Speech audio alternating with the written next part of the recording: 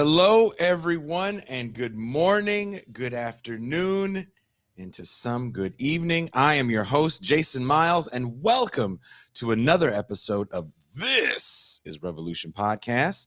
If you are new to the channel, please hit like, please hit subscribe, and do not forget to hit that notifications bell as we are constantly adding new programming to the channel all the time, constantly doing cross streams with other channels.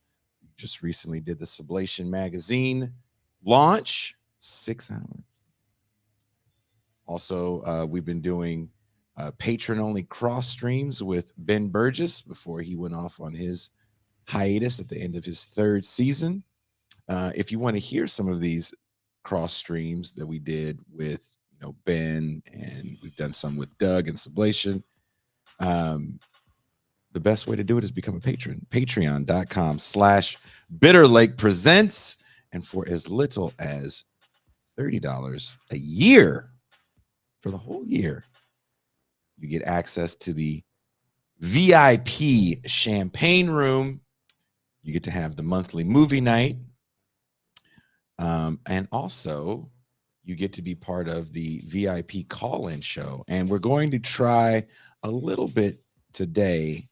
Definitely for patrons. The numbers should be up in Patreon, and I'll give you guys the sign for when we're set up for the calls. But we're going to take some calls today so people can see how the call-in show works.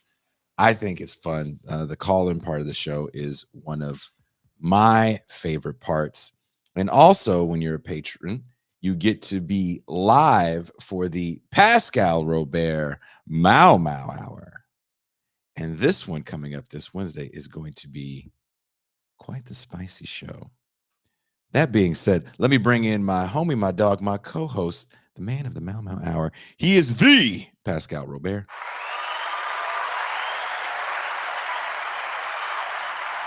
Peace and greetings to the chat.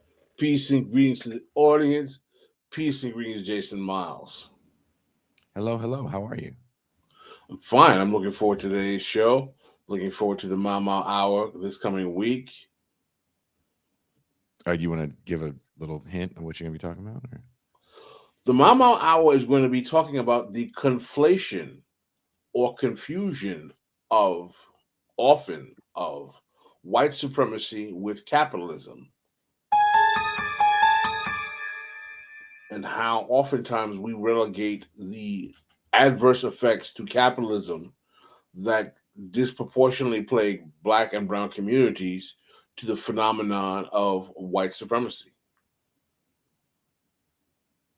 And don't forget, for patrons that get to watch the Mau Mau Hour live after Pascal, that is correct, gives his 2 cents, you guys can call in and respond. Hopefully it's worth more than 2 cents.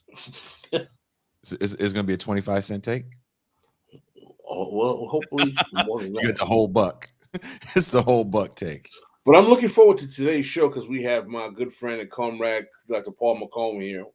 That I always, you know what? At this point, I don't want to say I feel bad, but I feel like I like these shows because for me, it's fun watching you two interact because you guys are friends and two very highly intelligent people interacting. I become a sponge. So I, like the rest of the people watching, am just sitting down. Sometimes I'm taking notes. Just so you people know, you think I'm bullshitting? Pad and pen, taking notes. So these shows are highly informative. Educational is an understatement.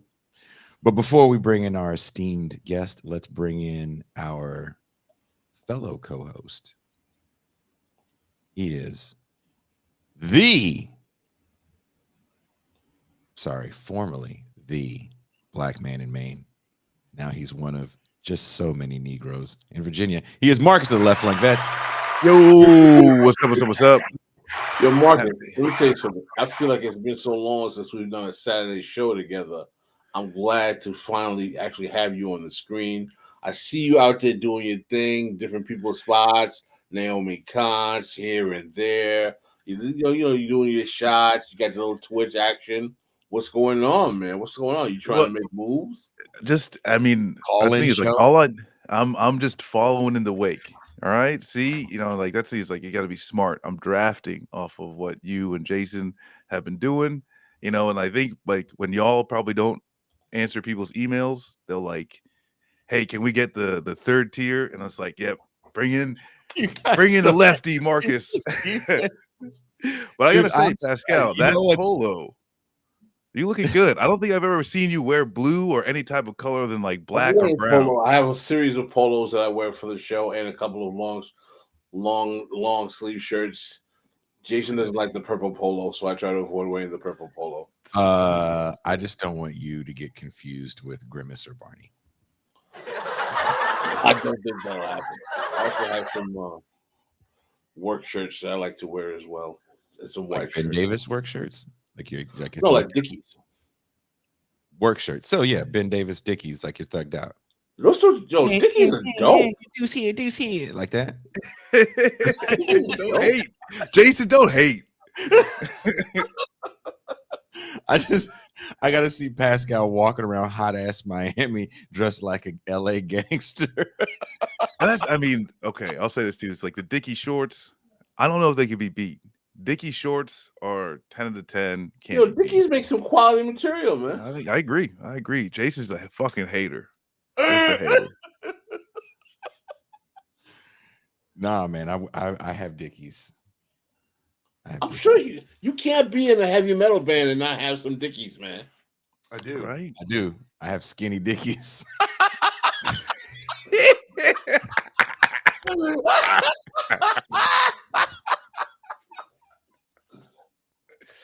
It's like before there were skinny jeans, there was the women's Dickies.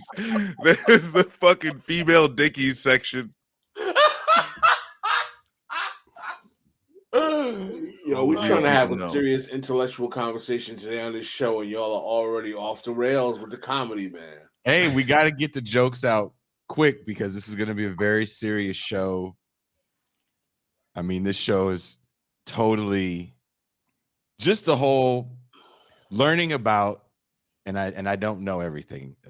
I just learned not too long ago about the history of zombies in horror movies and zombie in Haiti.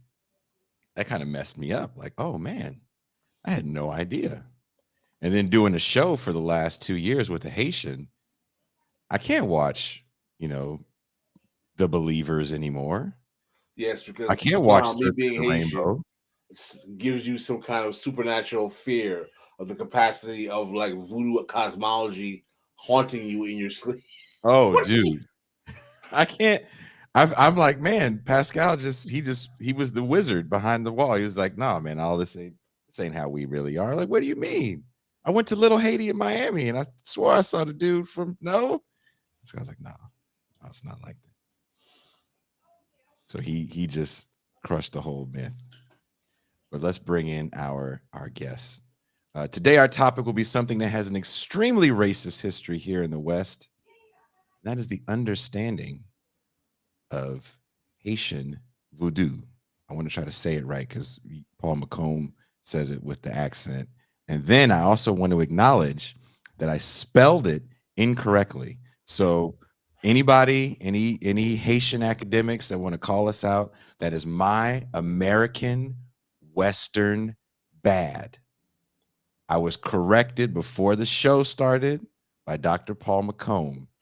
So don't come at him sideways saying that he was supporting the block. No, he corrected me. First things first. So please welcome Dr. Paul Mocombe is a Haitian philosopher and sociologist, the president/CEO of the Mocombian Foundation, an assistant professor of sociology and philosophy at West Virginia State University, in a social theorist interested in the application of social theory to contemporary issues such as race, class, and capitalism. He is the author of several leather-bound books. He is the Paul C. Mocombe. Oh, boy, you guys just clown on this show.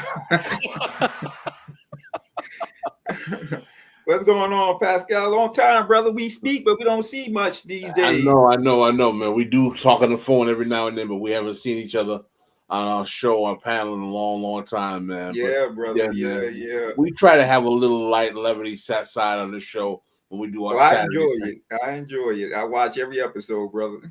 I'm glad we you have do. to, when you deal with such serious topics, sometimes you need to have a little bit of levity, and you also can't reach the people when you're trying to talk over cats' heads a lot. Oh, you're right. You see, Pascal got to rein me in all the time.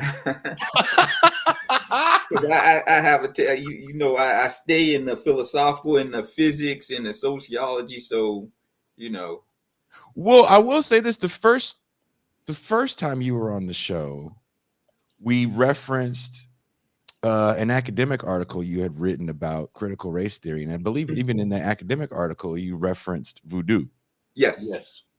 And because of that, people that were watching the show had read it, and they were kind of fascinated. So a lot of people started to follow you in your work with voodoo. Yes. I was talking to you a little bit off air about the movie Serpent in the Rainbow, which is probably, that I can think, the last very popular movie based in Haiti. They actually shot in Haiti right after the fall of Baby Doc. Baby Doc, yes. And the man that originally wrote the text, Serpent in the Rainbow, wrote the text to dispel all of the negativity around the stereotypes around Haitian people and voodoo and witch doctors and things like that were coming out from the U.S. occupation. Was it 1915? 1920? Yes, 1915 to 1934. And a lot of soldiers were coming back telling these crazy tales of witch doctors and zombies, and those got turned into books, which later got turned into movies. So the horror lore that we get around zombies definitely comes from that U.S.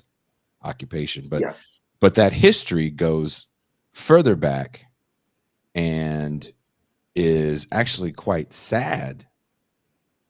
If you want to get into that real quick. In fact, I'm glad you brought up the Serpent in the Rainbow, as well as the Wade Davis and what happened to him. In fact, that would be an excellent segue into understanding Vodou. The late what we call the IT of Vodou, which it just means the branch, the father of Vodou, because Vodou post the earthquake, they started to all of the different what we call Lakus. I'm going to use some terminology, but before we get into that, I want to touch upon the political element that you raised, and then we'll get into some of the nuances of Vodou. Prior to the fall of Baby Doc, he actually called what are known as Wangan, which are voodoo priests. And Vodou, and technically Vodou is not a religion. I know I teach a philosophy of religion course, and I go into the fact my students are shocked enough to find out that Vodou is not a religion, but it's a way of life. It's a philosophy. It's an ethos. It's like saying I'm a Buddhist.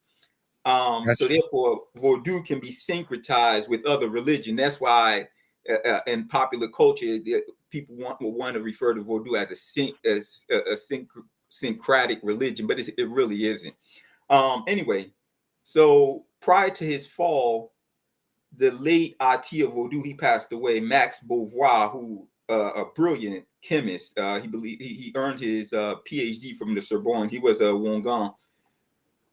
Papa Baby Doc called all of the Wangans, all the voodoo priests, and he asked him, should he leave? Should he, leave the country and leave the presidency? And they began to prognosticate about what was going to happen in Vodou. So the chaos you see in the Serpent in the Rainbow, the voodoo priests prognosticated what would happen. They prognosticated about the Haiti earthquake. They prognosticated about another upcoming catastrophe that will take place in Haiti before Haiti can get back to being the pearl of the Antilles.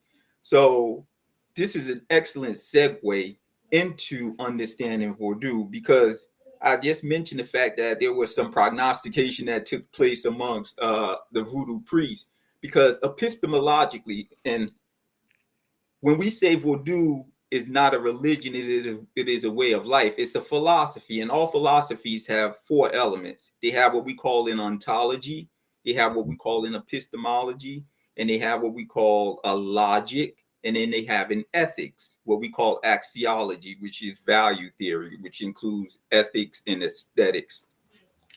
So the reason why they were able to prognosticate, whereas in the West, epistemologically, and epistemology just means how we know what we know and how do we come to know what we know. Whereas the West, the 2 debates would be between rationalism and idealism. In Vodou, the epistemological basis of Vodou says that we can know via what we call post-materialism, via dreams, via revelations.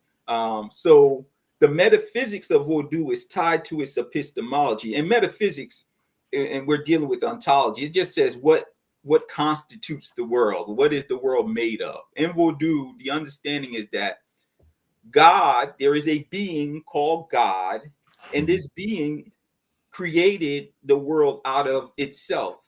So Vodou, if I wrote the metaphysics of Vodou down and I gave it for you to read, compare it to the metaphysics of Shintoism, there is no difference between Vodou and Shintoism and Hinduism. The same metaphysical concepts you find in Shintoism is the original religion of Japan. And so the understanding is that the world is a material world that was created out of a being called Bon Dieu, God, good God. This being created the universe out of itself, similar to what we find in Hinduism. Atman created, we're a product of Atman. Well, Vodou says the same thing. And this being used concepts in mathematics. Here's another surprise. My students didn't know there's mathematics in Vodou. This being used mathematics and concepts that we would call loi in Vodou. And if you really understand it, loi, if you really interpret it, all it means is laws. So Vodou, this being used laws, which we call loi, to create this material world that we experience. And we can get to know the essence of this being through these concepts. Now, what the West would do is they would take these laws because of, once again, because of Western, racism. They would say, oh, the African is a primitive being, and therefore they can't understand the concepts of mathematics. So they believe in spirits, animism. So what the West would say is the animism that you would find in Vodou, because in Vodou, every being, because it comes from God, has the essence of God, hence animism. But the West, who would eventually adopt animism, because if you understand contemporary physics, what panpsychism is animism at the end of the day. But anyway, so because God used laws to create the material world out of itself, everything that we see in the material world has God's essence, hence animism. So from there, the metaphysics or the ontology of Voodoo would give rise to its epistemology. So how do we know or experience the material world? Well, Vodou says not only do we use reason to experience the material world, the West says that as well, but we can also know, and this is very important, and this is where I use Vodou, and at the end I will get to that. This is very important because in Vodou, in the West, there is a distinction that the philosopher Immanuel Kant makes between the phenomenal world which we can know and the noumenal world which we cannot know. He makes a distinction in his critique of pure reason between phenomena and noumena. So therefore, the West believes that we can never get, and noumena just refers to the nature of reality as such. Phenomena is the nature of reality as it appears to me.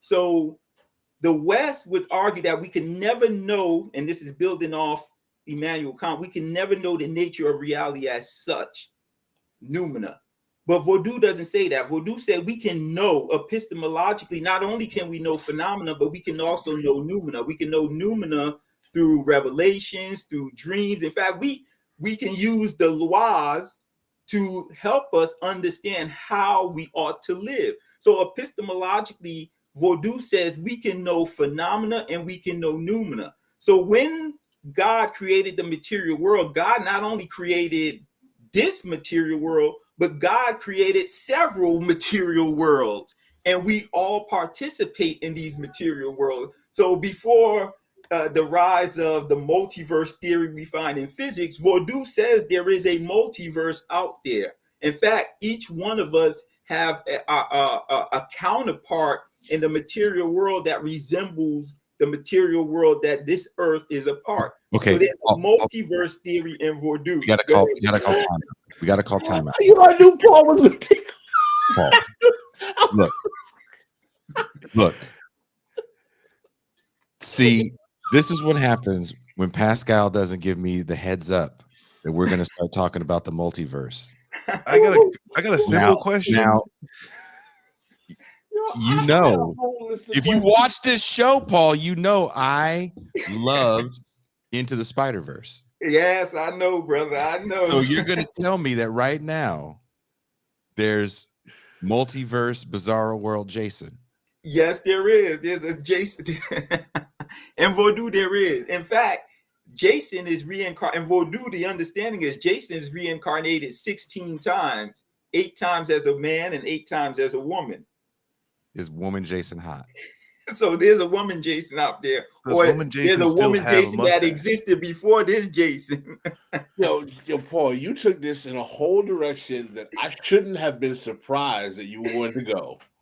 Early on, when I was going to start with baby steps with simple questions about, can we talk about the cultural I'm getting there, brother. I'm getting there. Voodoo in Africa?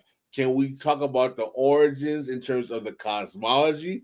I'm getting there, brother. See, everything has to tie in together. You see what I'm saying? And just if while you're going back into the speech, and if you can just even give the definition, or at least the dividing between what makes a religion, what makes voodoo not a religion. Okay. So so people have that understanding. So Voodoo, the Voodoo community does not view itself as a religion. What would happen is many Haitian anthropologists, in attempting to institutionalize Vodou along the lines of Christianity, they would turn Vodou into a religion. But Vodou in Haiti is a way of life. Now, when I speak about the metaphysics, the epistemology, and when I get to the logic and the culture of Vodou, remember, this Vodou in Africa, the metaphysics covers all of what would become syncretic religions in the West: Obia, Santeria, they all, Shintoism, Hinduism, they all share the same metaphysical systems that I'm describing. So the only difference between Santeria, Vodou, Haitian Vodou, all stems from what tribe dominated the group of Africans who were taken to wherever they were taken. In Cuba, Santeria is more Yoruba tradition. Haitian Vodou is a combination of the Yoruba tradition and the Congolese tradition coming out of Central Africa. Majority of the Africans who were taken to Haiti were from that Congo area later on, prior to the revolution. So it is a way of life. It is a philosophy. Vodou is not a religion. It doesn't say that what Vodou says. It's a philosophy. And I subscribe to the anthropological notion by Tyler, which argues that religion is just the first form of science. Even Christianity, Islam, the first form of science. That's my academic description between religion and the cultural way of life. Religion for me was just a first form of science. It tried to explain the nature of reality as such, and how we ought to live within that nature of reality. And Vodou has all of that. So all religions have a metaphysical system, they have an epistemological system, they have a logic, and they have an ethics, what we call axiology. So we get to the epistemology of Vodou, and I will try to do a comparison between Vodou and the West always, so your audience can have a better understanding. So as I was suggesting, Vodou says we live in a multiverse. Not only can we know the nature of reality as such, but we also know phenomena. So epistemologically, it's distinct from the West in that the West say we can never know phenomena. In fact, in physics, there's a contemporary argument that we can't speak about the multiverse because it violates what we call the verification principle. There's no way to verify that there is a multiverse. But Vodou says there is the means of verification, and that means of verification is a result of dreams, revelation, even though the West early on, if you read Thomas Aquinas, also believed in revelation, but post the Enlightenment period, the West went completely empiricism and rationalism.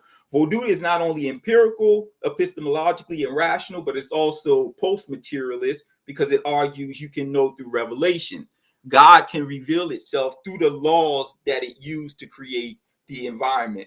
So the logic of Vodou says God created this multiverse out of itself. So we all, in a Spinozian kind of way, are a part of God. So it's pantheistic in the sense that God is everywhere, God is in everything, and it's also animistic, what the West would call animism, but today they want to call it panpsychism, and that spirit or consciousness is in everything. So a rock has consciousness, dogs have consciousness, animals have consciousness, we human beings have consciousness, and we human beings are we're not superior to any other form of consciousness that exists. Although the West would say we are superior being because we have reason, Vodou does not say that. Vodou said we are no different from any other animal. So epistemologically, Vodou is a panpsychic way of life. It has it believes in reincarnation, and as I was mentioning to Jason, in Vodou you are reincarnated 8 times. I'm sorry, 16 times. 8 times as a man, 8 times as a woman. And after those 16 incarnated lives, you return back to the essence of God, which created the multiverse out of itself. Yep.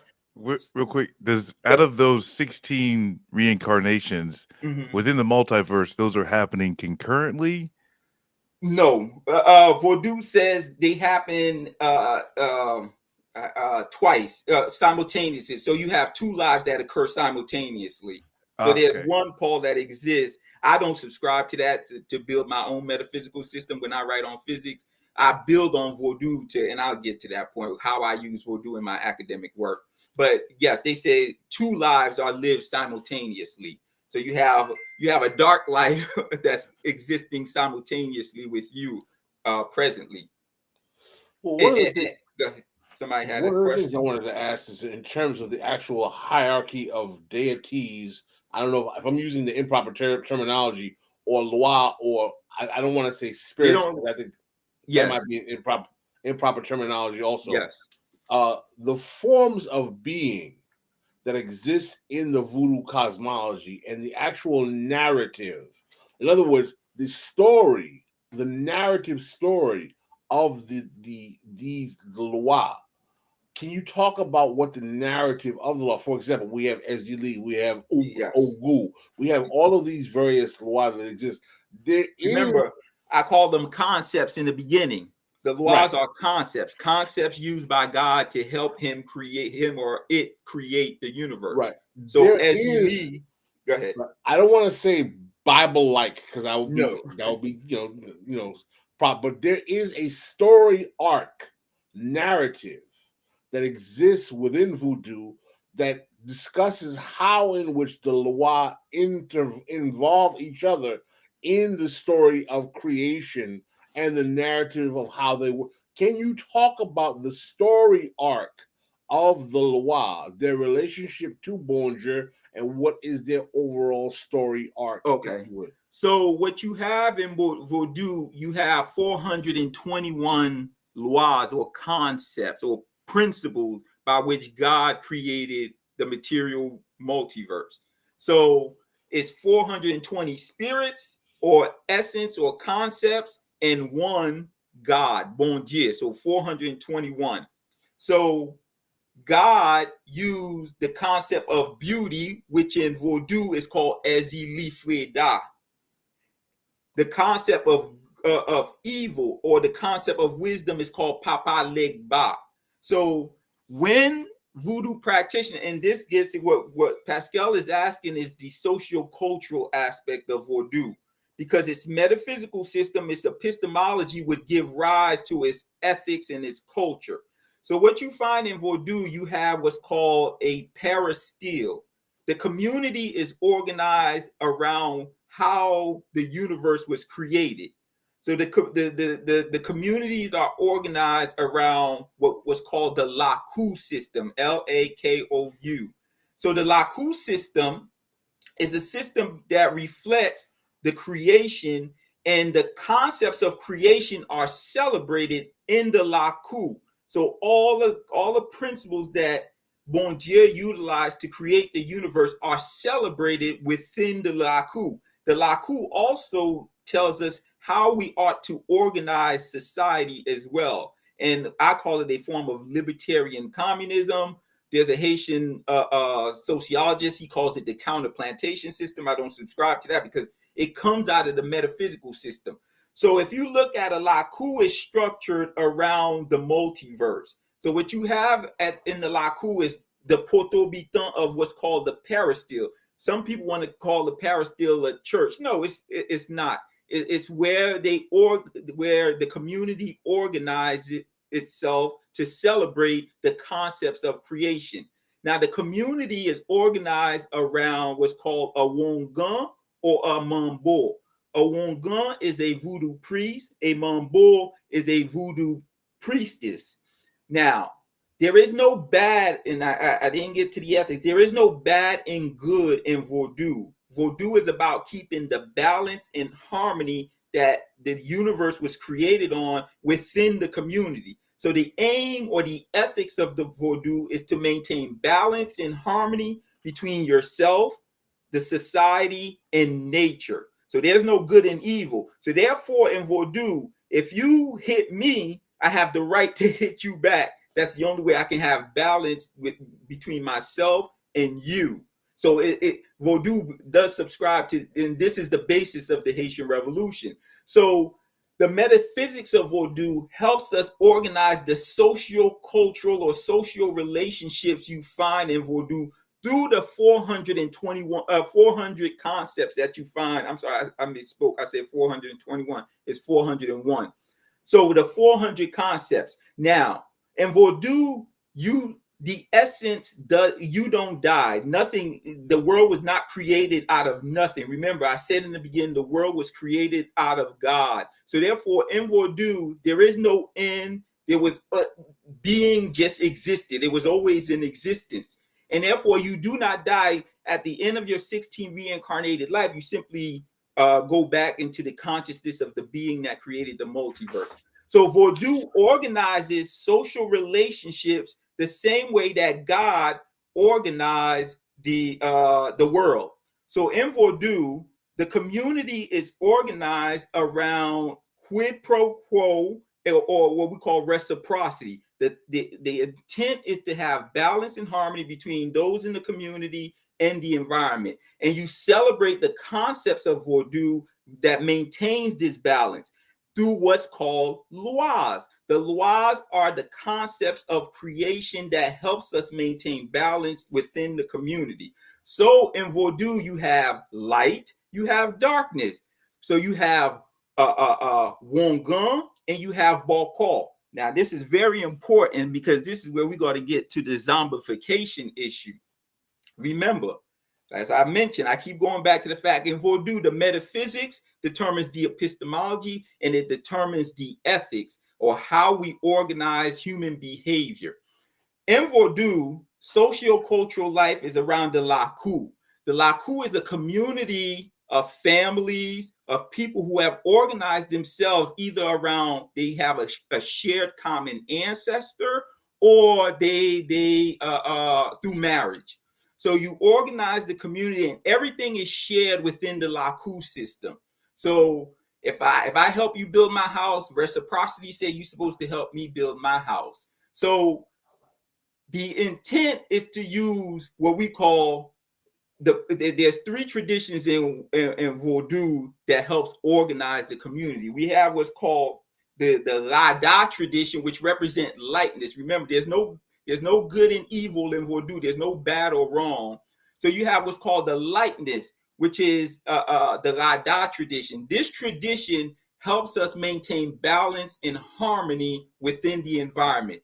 And it's represented by what we call decent concepts. We won't say good concepts or bad concepts. They're called decent concepts. They're represented by beauty, and the loi for that is Ezili Freda. They're represented by wisdom. The loi for that is Papa Legba. They're represented by agricultural, and the loi for that is Cousin Zaka.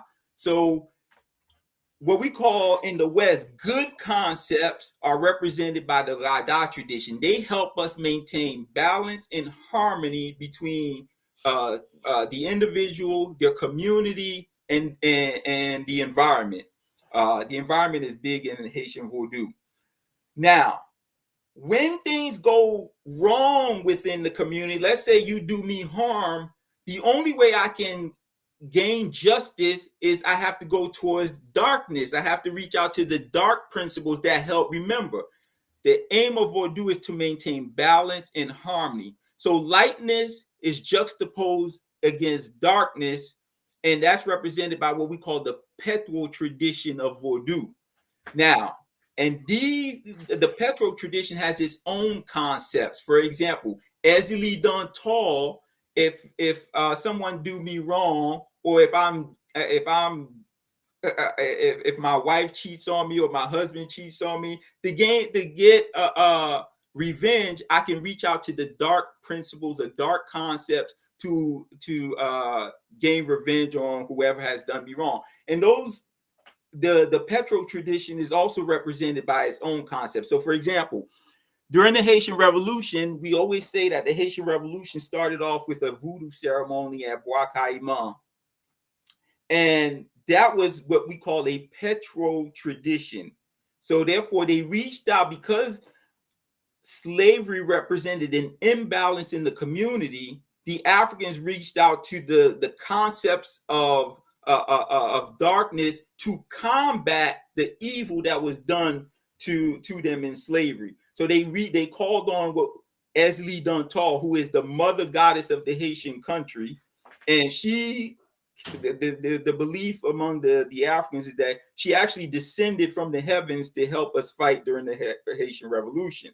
Now, so these two traditions helps maintain balance and harmony between the environment and the community. So if you are wrong, you reach out to the Petro tradition. If you're seeking peace and harmony, you reach out to the Gada tradition. Now, there is also Voodoo Possession. Now, this is very important because we believe that there is. Excuse me, Dr. Mocombe. Yes, yeah, before sorry. getting into the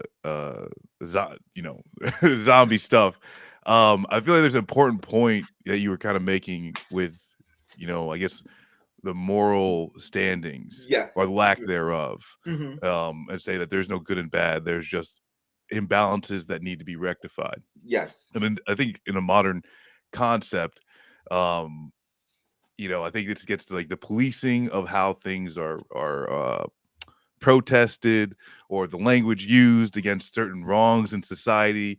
And then you have this like, oh, well, you're only allowed to use these certain ways. But within voodoo is that concept is completely, just wrong, right? It's the opposite of like, once there is an imbalance recognized, there is forces used to correct the imbalance. Yes. And in fact, you need those forces to help stabilize the community. So therefore, there's actually that's where the Bakal and Vodou comes from. So if you're seeking justice in Vodou, you don't go to a Wangan voodoo priest. You go to what's called a Bakal.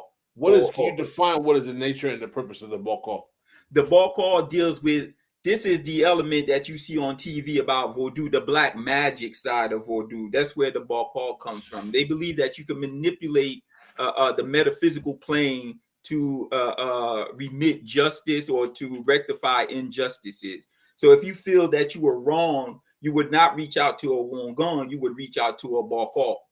So the Bajalan is there to interesting points that you brought about that I want to intersect. And also is that one of the things that we have to understand is that when we're dealing, and I think you would agree with me here, is that when we're dealing with the Africans who are brought to the island of Saint Domingue, these people are coming from different spiritual traditions.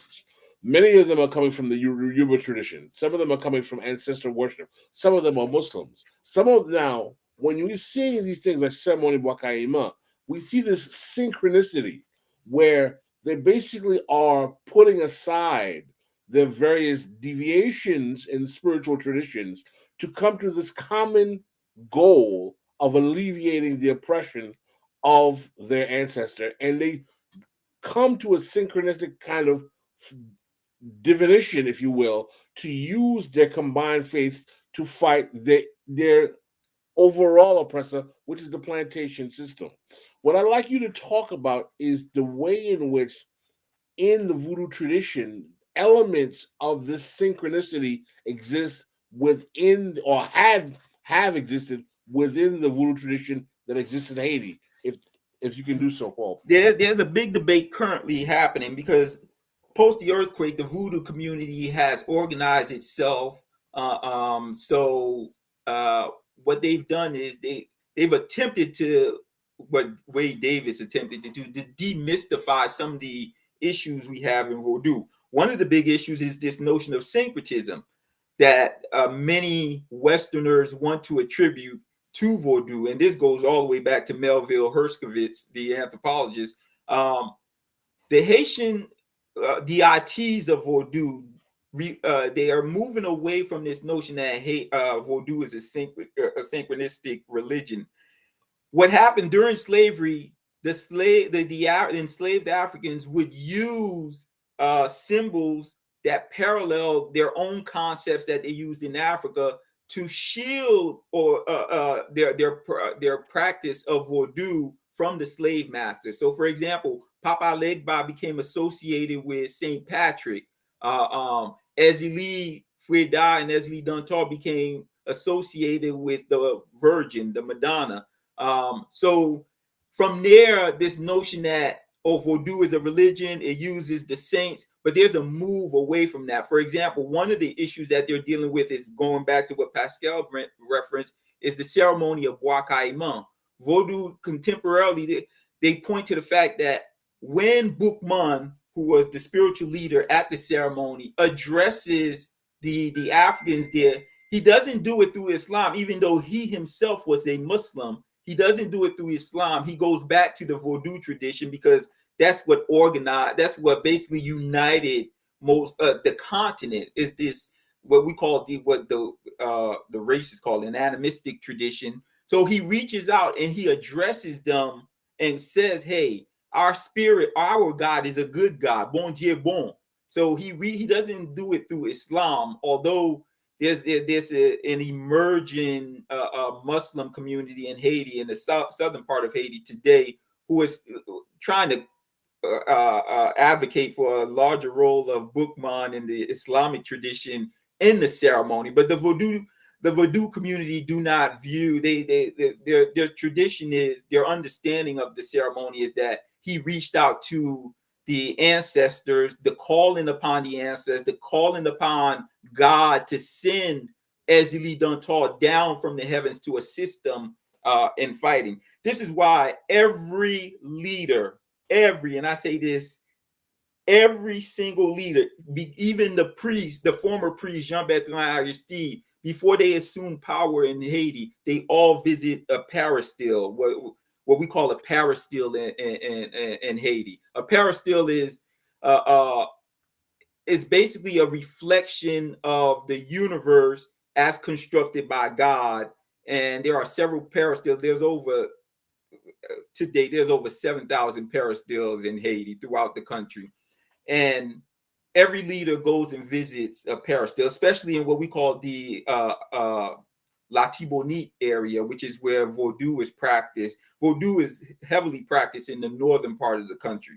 Now, because Vodou is a philosophy and not a religion, you can be what we call a Vodouisant. A practitioner of Vodou is a Vodouisant. You can be a Vodouisant and still be, for example, a Buddhist, and still be a Muslim, and still be a. This is why many Africans are able to still practice Vodou and yet still be Christian, whatever.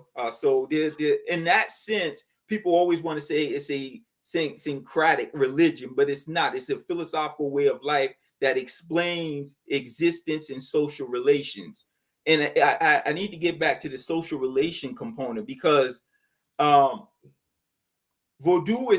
is not only, it's a way of life. So therefore, just like we have a police force here, the Balkans are also the police force in Vodou.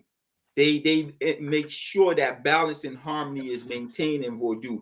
And zombification is similar to is part of the penal code. It is the death sentence in Vodou.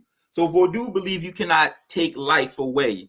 That's another misnomer people have about Vodou. Vodou can be used to kill. No, life is sacred. You are zombified when you violate community principles.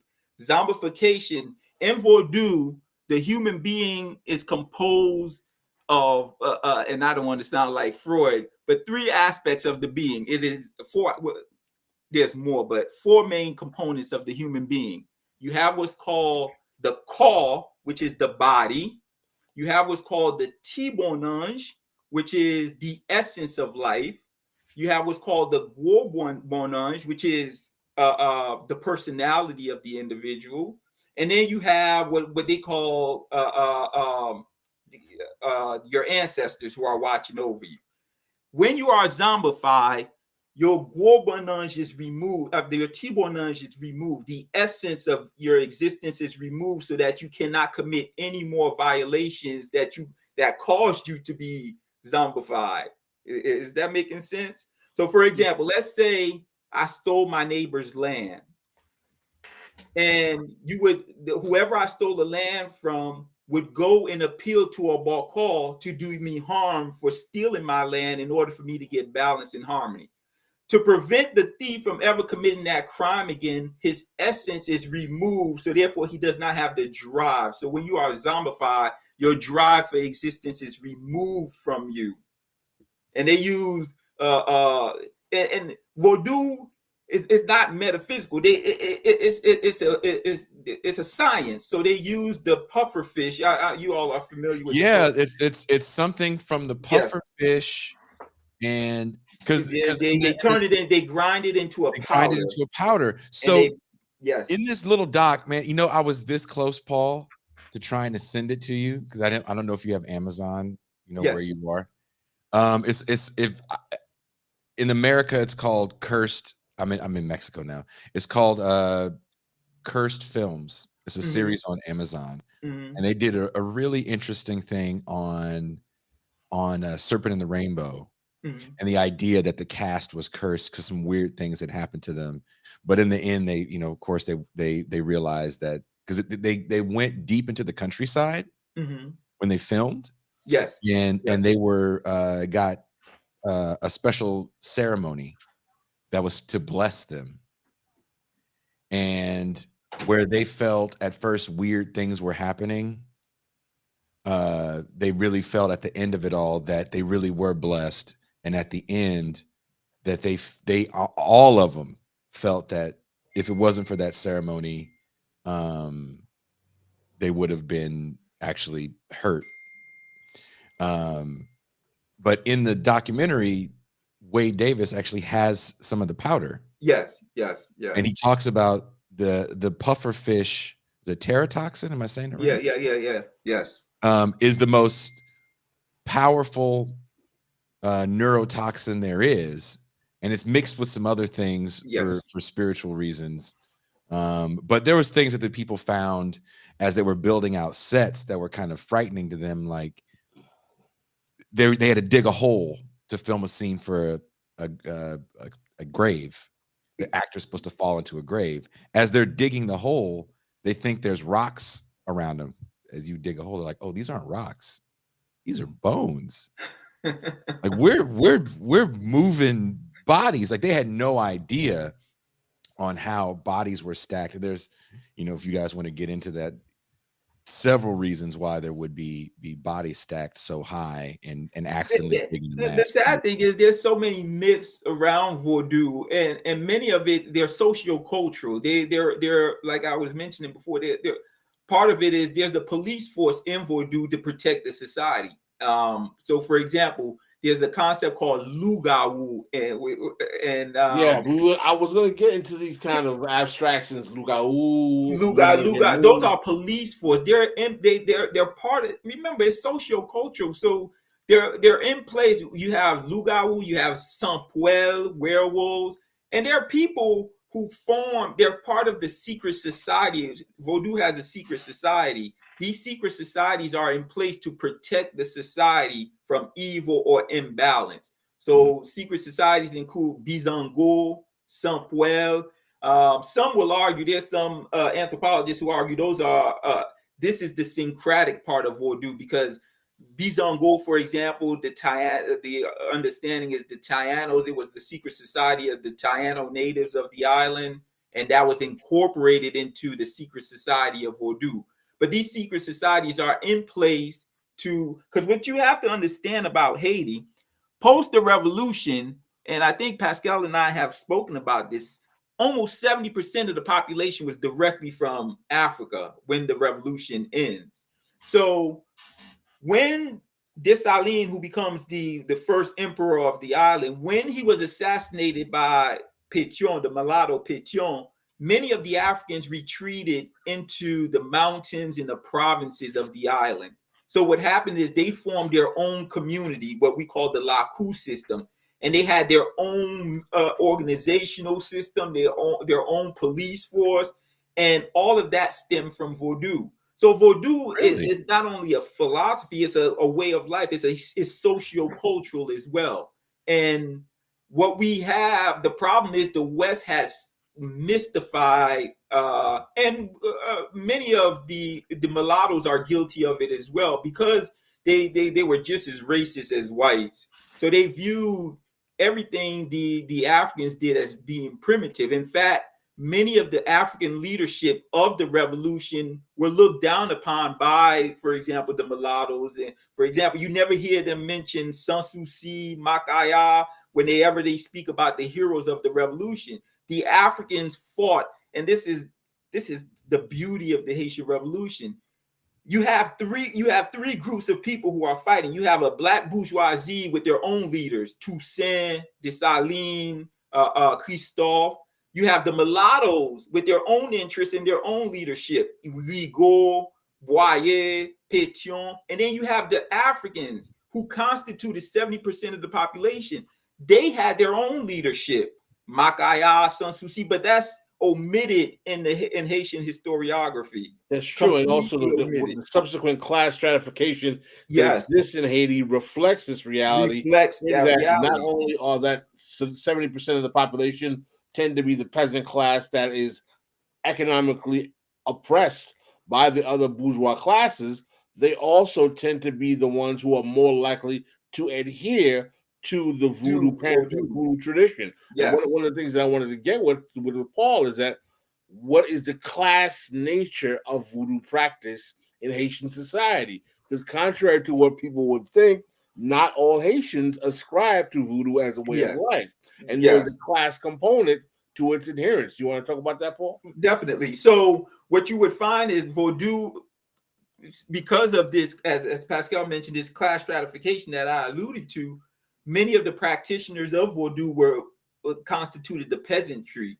So what would happen beginning in I would say post the American occupation, many of the Haitian leadership started to incorporate Vodou as part of the tourist trade, even though many of them in Haiti, to be sophisticated and bourgeois, you had to be Catholic. You couldn't be a Vaudouism because that was looked down upon. That was seen as primitive, backwards, etc.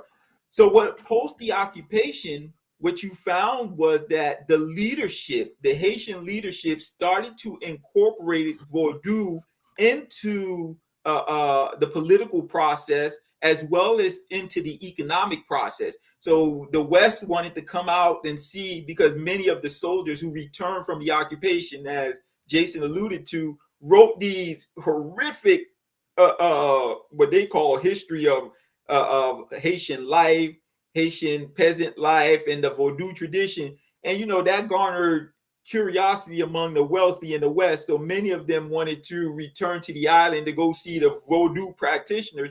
And what the Haitian leadership, beginning with many of the Black bourgeoisie and the mulattoes, what they did was they incorporated Voodoo dances, which we would later call folklore, into the Haitian tradition as part of the tourism trade.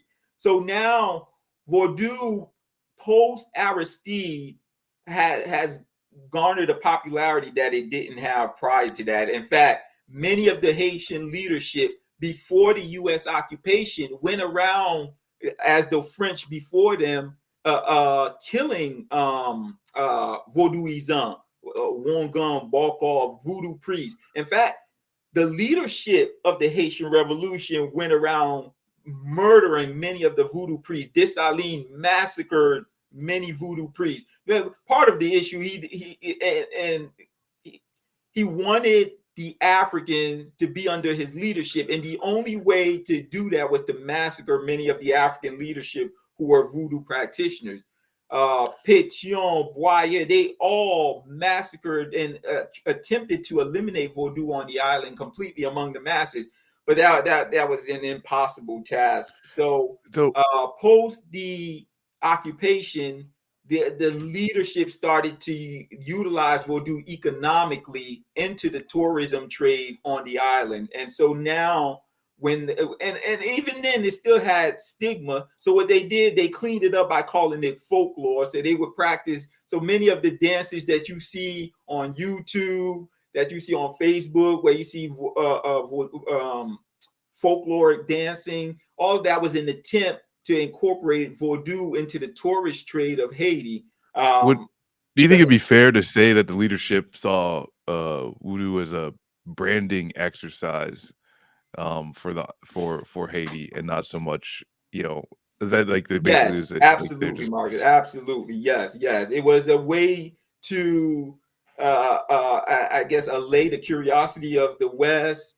In fact, many under Paul Magloire, who they sent folklore dancers to the U.S. to entice, you know, U.S. Tourists to visit the island. So that's how Vodou became incorporated into the leadership. There's an aspect here that I want you to touch on as well, Paul, is that how Haitian voodoo becomes, I'll be very frank, a fetish of the Haitian elite in times of external oppression, as a means to try to symbolize a unified Black front, particularly after the U.S. occupation. And this is even demonstrated by the birth of Haitian compa music as well. There's an attempt to incorporate the African cultural normative behavior of what is considered the peasant class that is normally ostracized, oppressed, exploited, and extracted for labor.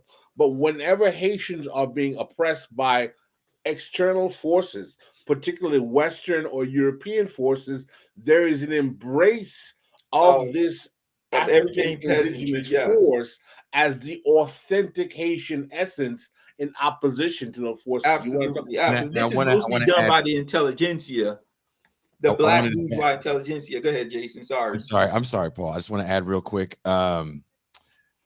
So for patrons, the number should be up. I will post it again, but the phone lines are open. Patrons, if you guys have a question or a comment that you would like to make to Paul or Pascal about this very, very fascinating conversation, the phone lines are open. And in Toussaint, everybody's favorite Haitian call screener, there's 3 Haitians on the screen. Toussaint, can you at least say hello? Oh my God, she is so shy. Or did I turn her off? Oh, she's off. She's probably saying hi. Toussaint, can you say hello? Hello. Wow. That's all we get? Hi, Dr. Paul. You're so based.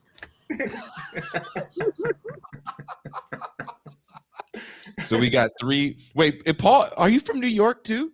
I grew up in New Jersey, yes. Oh, Born in my Haiti God. and grew up in New Jersey. So there's 3 East Coast Haitians right now.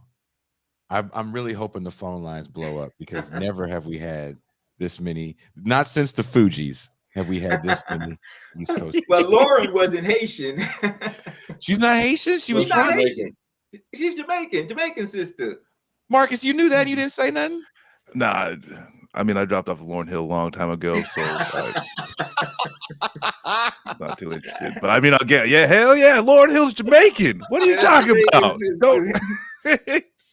But Pascal is absolutely correct. You know, the intelligentsia class in Haiti, especially the black bourgeois intelligentsia class, I won't say so much the mulattoes, because you get people like Jacques Romain, who was a mulatto elite. He was very antagonistic to Vodou, even though he said, you know, eventually, because he was a Marxist, eventually he believed that the peasantry would rid themselves of Vodou.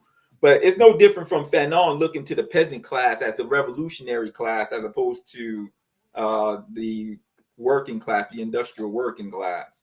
So they did the same thing in Haiti.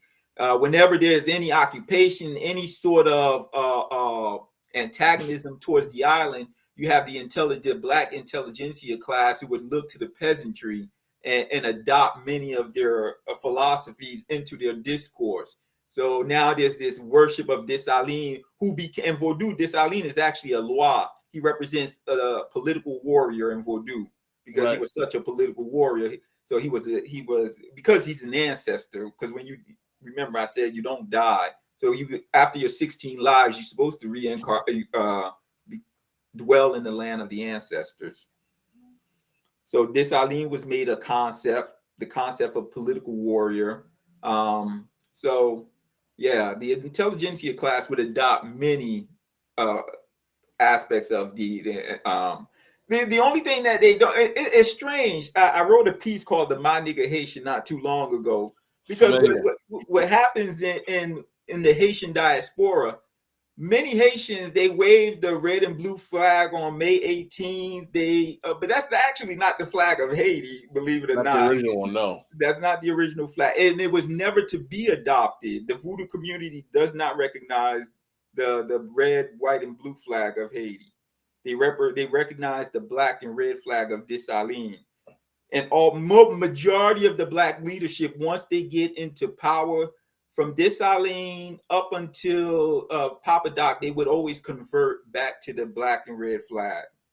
Right. Well, because what happens is that the Dessalinian project, which starts in 1805, doesn't start in 1805, but is crystallized in 1805 with the Dessalinian Constitution, represents an ideological threat to the petit bourgeois mulatto class that occupies the South and the West. I wouldn't say all mulattoes, because we all know there were many mulattoes who actually coalesced around Dessalines' project. But as we talked about, really what it was is that there was more than just a color schism. It was really a schism rooted in political economy, because the economic interests of the South and the West were not rooted in agriculture, but were rooted in international commerce. They did not appreciate the way in which the economic structure of the plantation mercantile system was structured in the northern part of the country around black stewardship of the economy, and they wanted to have a more international free trade economy, which basically helped fundamentally support their design to undermine the Dessalinian project. And here's an interesting paradox. The fact that while simultaneously embracing Vodou symbolism whenever any sort of outside antagonism impact the island, they're simultaneously attempting to move the peasantry off of the land into the city to serve as an industrial working force. So it's very paradoxical. Both the black bourgeoisie, like they say in Vodou, both the black bourgeoisie as well as the mulatto elites, they hate the peasantry. Very much so. Very much so, brother. Well, let's talk about something very important. And because I know Jason wanted to talk about. Can you talk about how the Duvalier regime, particularly Francois Duvalier, Papa Doc particularly, incorporated voodoo cosmology into his politics to try to sway support among the peasantry? Well, what he did was actually very brilliant, and he's one of the few people don't give him credit enough for his attempt to remember in the historiography of Haiti, its political economy. The peasantry has been, and I don't like using the peasantry, the Africans have been basically relegated as a lumpen proletariat. They're never involved in the political process or very limited. So post 1915, post the occupation of the island, the Americans were the one they destabilized. They removed the old what we call l'armée indigène. This was the original army of Haiti who fought in the revolution. The indigenous army. The indigenous army. When the Americans occupied the island, they disbanded that army and constituted their own army in Haiti. And that army basically was to solidify Haiti as a periphery country for the Americans. So all of its leadership post the occupation has been backed by the Americans. What Duvalier did, which was brilliant on his part, he realized he could not dismantle the American-backed army. So what he did was he developed what would later be called the Tonton Macoute. And the Tonton Macoute he incorporated Haitian Wongans into this police force, what considered a police force, and he allowed them to use voodoo mysticism to basically scare the population to follow his ruling. So he incorporated many of the peasantry into his political apparatus, and in doing so, they served as a counterbalance against the American-backed Haitian armed forces. He also referred to himself as what we call a Baron Samedi. Now, Baron Samedi in Vodou is the loi of the dead. Or the Guédé. He is the leader of the Guédé. Guédé are spirits of the dead. In Haiti, is celebrated November 1st. You all have Valentine's Day. We have what's called Fête Guédé. It's called All Saints Day in Catholicism. Yeah. In Catholicism, it's called All Saints Day. You all have Halloween here in the West. And so what they do is they celebrate the spirits of the dead on November 1st. Well, Baron Samedi is one of the most powerful. They're also used for black magic in Vodou. He's one of the most powerful lois in Vodou. And what Duvalier did was he identified himself with Baron Samedi to put fear into the Haitian peasantry. The late artiste of Vodou says Haitians are, Max Beauvoir, he claims Haitians are very superstitious. So essentially, in incorporating the Wongans into the Tonton Macoute and identifying himself as Baron Samedi, Duvalier was able to garner support from the peasantry. And many Haitians from the peasant class would basically obtain wealth under the Duvalier regime. They constituted a petty bourgeois class. Well, let's be frank. I'm trying not to be, bro. I think you're being a bit euphemistic. Francois Duvalier incorporated Haitians from the peasant, from the African class, from the what we call the bourgeois of the peasant class. He took their authentic spiritual tradition, which was voodoo, and incorporated it as a means and weaponized it to terrorize the mulatto elites and bourgeois that would not support what he believed was his black nationalist project, which was a pretext for a hardcore anti-communist politics that was largely about aggrandizing his wealth economically and dislodging economic power and control of the economy from mulatto elites while still subserving the needs and demands of the Arab oligarchs who supported him. Yes. And and this is why amongst the black immigrants here in this country, my father's generation, Pascal's father's generation, they still hold Duvalier in high esteem, even though some of them do, not my many family. Many of them still do, because they gain wealth under, many of them came from the peasantry. Let's talk about this. Let's talk about let's put the cards on the table, Paul. Let's put the cards on the table, Paul. What is the tradition that the Black Creole leaders of Haiti always do that starts with Duvalier, starts with Estime, yes. with Magua? Because what our audience has to understand, right? In the 20th century, from the time of the U.S. occupation, which starts in 1915 to 1934, the leadership of the Haitian presidency is pretty much in the hands of the fair complexion Haitian aristocracy. Okay? Yes, the Haitian mulatto elite are working as the pawns of the United States during the occupation and basically signing off on the wealth extraction that is being done in the name of Citibank, Wall Street, and the financial mercantile exchanges throughout the world at the detriment of the Haitian people. And what they did was, not to cut you off, Pascal, remember, they practiced what they call politique de double. So they would put a black face. Good point. La politique de doubleur is the methodology that the elite fair complexion mulatto use in Haiti, where they would take a dark complexion political figure who would claim to have fealty to the agenda of the masses, gain political ascendancy, be used as a pawn by the fair complexion elites, and when he got into position of power, he would betray the black masses and be a pawn of the fair complexion elite. As a matter of fact, my uncle Ulrich always says that Barack Obama is the first example of la politique de doubleur being implemented in the United States, as a matter of fact. But the larger point is that in 1946, we have an election in Haiti of Dumaise Estime. It's literally considered a manifestation of Black power. They call it the Revolution of 1946 because it's the first time that Black people are actually given. It's the Black middle class, of course. It is the Black elite that is given political power and ascendancy in the country.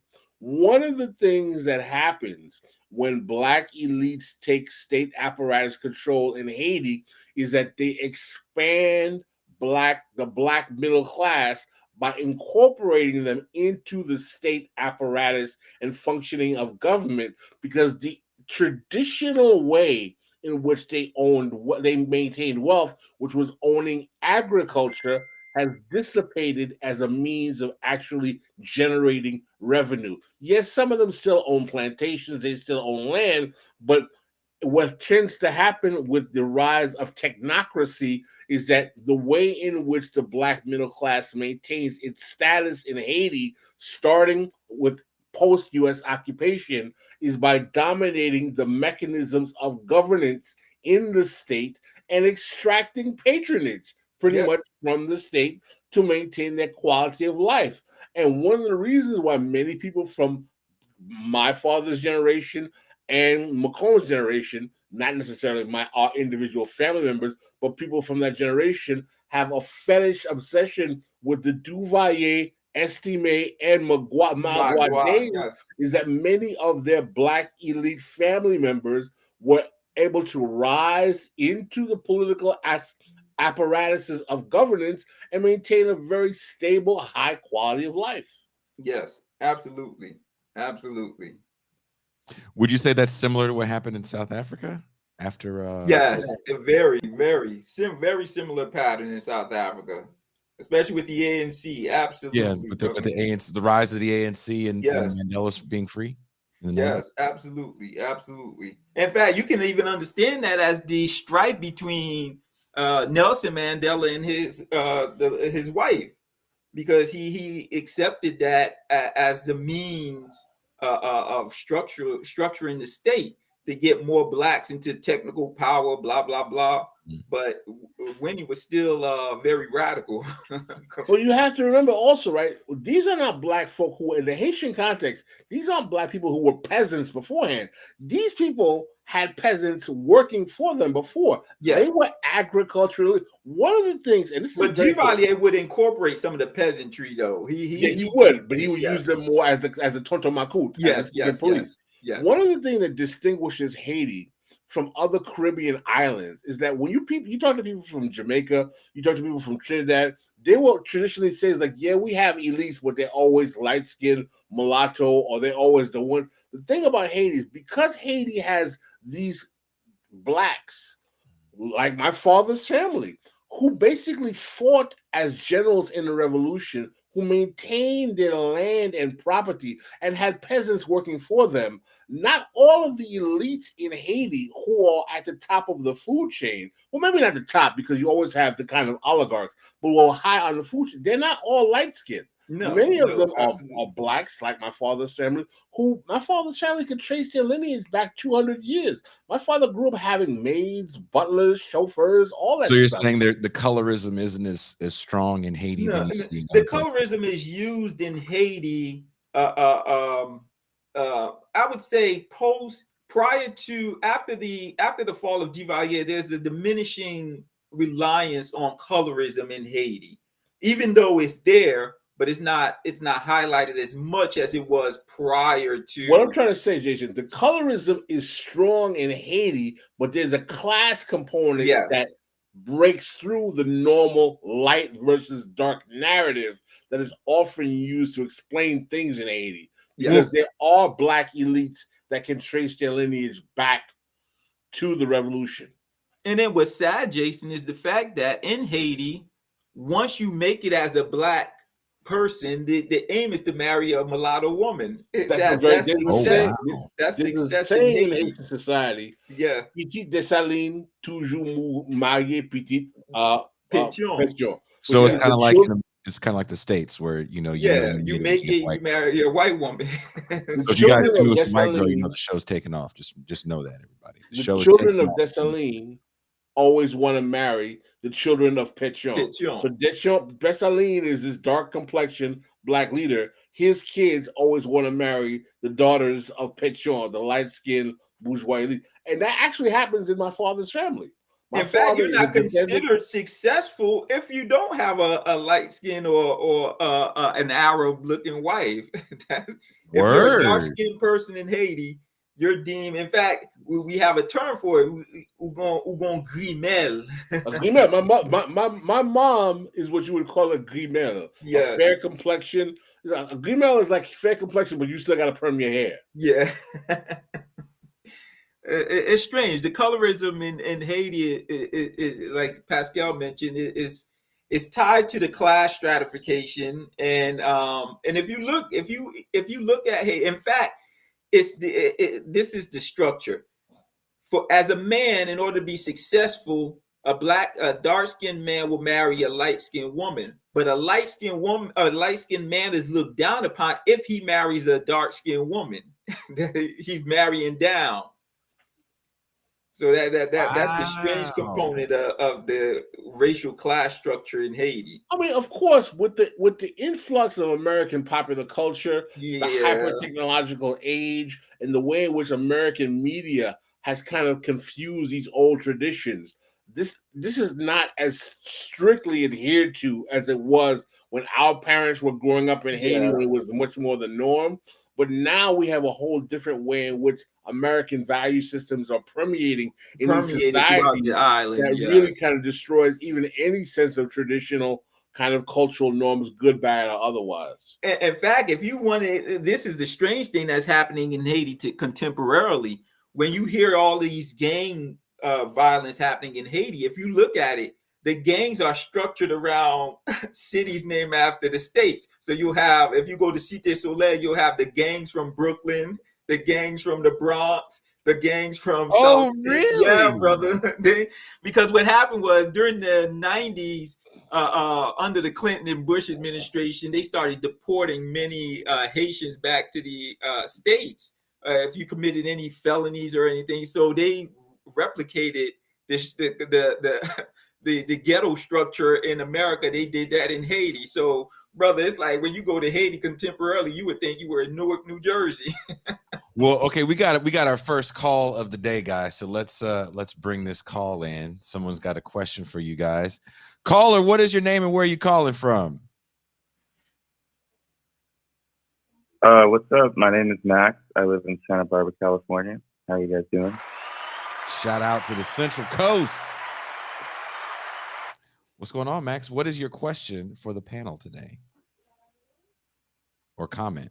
My question is, it's about that book Racecraft. I'm sure you guys have like brought up before. If I was wondering if you guys have ever wanted to invite on Barbara Karen Field to the podcast to join the discussion. That's a great suggestion.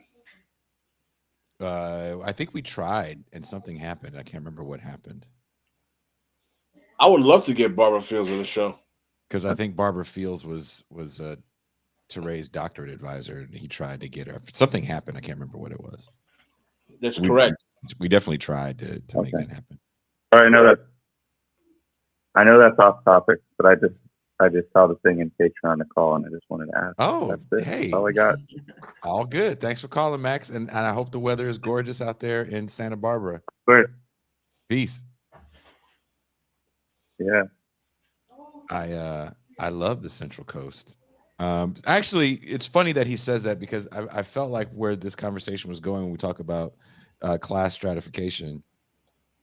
When Asatar Bear was debating that kid Haas, he said something about Mugabe being a great leader in Zimbabwe. Are you serious? That's a heart attack. Because a lot of these guys, a lot of that guard from the 60s come out of some form of Marx. Yeah, and but Mugabe was a piece of shit, just like what's the brother name? Mobutu. They all same lineage, bro. They all, and I tell Pascal this all the time. The brother that I believe everyone needs to read is Frantz Fanon. Fanon had a brilliant critique of post-revolutionary Africa and the Caribbean.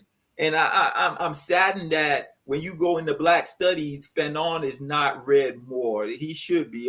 They focus on Du Bois. I'm not a fan. I think Du Bois is it. Well, let me ask you this, Paul, and I'm going to move out of the way because this is going to be a Paul and Pascal back and forth. Pascal Robert, in his blue shirt, believes that sometimes people read too much into Fanon, and it has fallen into what we now call Afro-pessimism, some of the works of Fanon. But Fanon wasn't an Afro-pessimist, nor was I would agree with that. I would agree with that. Nor was he pessimistic. If you understand his scholarship and where he's going with his scholarship, remember, he's attacking two schools here. He's attacking the Negritude movement, just like we would the Afrocentric movement. He realizes it's shitty. It's just a Black intelligentsia class who's essentialized the bullshit, the racist tropes that comes out of the West. And he's attacking the need to adopt Western concepts to reconstitute African civilizations. And he was against that. He was against completely siding with adopting a socialist model and adopting a capitalist. He is truly a historical materialist. He's saying, look at the ground. We cannot afford to adopt. In fact, what's brilliant about Fanon is one of the first academics, Black academics, to suggest that Africa has a police force. You see what I'm saying? So, whereas you get people like Du Bois who's pushing a lot of Western concepts, tropes around. Fanon doesn't do that. Fanon is. I want to ask you a question. It's so funny that you said that. I mean, I know we're digressing a bit from this. Well, I don't think we're digressing because I think no, not at all. Because you know why I don't think we're digressing? Because contemporarily, many Haitian academics are attempting to do with Vodou what the Negritude movement did with Black essentialism. They're essentializing Vodou. Number one, remember I said Vodou is not a religion. They've turned Vodou into a religion. They've reified the lois as though they're saints that people pray to. It's foolishness. There's none of that in Vodou. So we have to, this is how I use Vodou in my work. Because I use it as a science, I'm able to see where scientifically Vodou gets wrong compared to the West in order to build a new science. You see what I'm saying? Whereas what's going on contemporarily in Haitian studies, they've essentialized Vodou. I want to ask you a question. Ahead, I want to ask you in this context, and I put a few comments to this point on Twitter today. We have a reality in America, overall, and we shouldn't racialize this, where Black people traditionally in this country are largely working class and working poor, but the theorization around Black life is done amongst university pedigreed and a Black chattering class that's college educated. Is it not safe to say that part of the problem with the way in which we try to implement social and political solutions for Black people in America is that the ideological superstructure that dictates the thought pattern of the Black chattering class, including the university pedigreed, is that it is embourgeoisied? Yes, to use your term. absolutely. It's completely divorced from the material reality of the lives of most Black people. Absolutely, And brother. is this not a plague that has plagued Black thought since the 19th century? Going way back, brother, since the 18th century, because that's what the race man was. The race man in Black discourse was that man who was able to uproot himself from the material conditions of the working class, the peasant class. Inside, why do we call Booker T. Washington a race man? Because he was able to uplift himself from slavery, no pun intended, and then represent the people as though his way by which he came out is the way that they all should come out. So yes, it is and this is where we fail to understand how the idea, and this is where I differ from Vivek. Vivek is an orthodox Marxist, and we differ because I still believe that the biggest influencer is the ideological superstructure contemporarily. The education, the Black intelligentsia class has done far more to weaken, to handicap Black folk than any other group, including whites. You see I want to get to there. I want to go there, but let's take this super chat. Thanks for this great conversation. Are there many young people in Haiti who are learning the voodoo tradition and practicing it as well? Absolutely not. Absolutely not. What's happening is a rise of Protestantism throughout the country, bro. They're building mega churches around Haiti. In fact, the voodoo sector is complaining how these churches are entering the island. They're garnishing money from poor people who can't even feed themselves, and they're praying. They're destroying some of the Haitian monuments. Bois Caiman, these pastors are going to Bois Caiman. They've cut down trees because the environment is very important in Vodou. Trees represent life in Vodou. And many of these Protestant pastors, they're going around the country cutting down these trees, the Mapu trees in Haiti, because it's sad. Even in the West, post-Aristide, majority of the Haitians, what we would call boat people, what the West would call boat people, who would arrive in America, they came from this Protestant indoctrinated group, and so therefore they have a disdain for Haitian Vodou.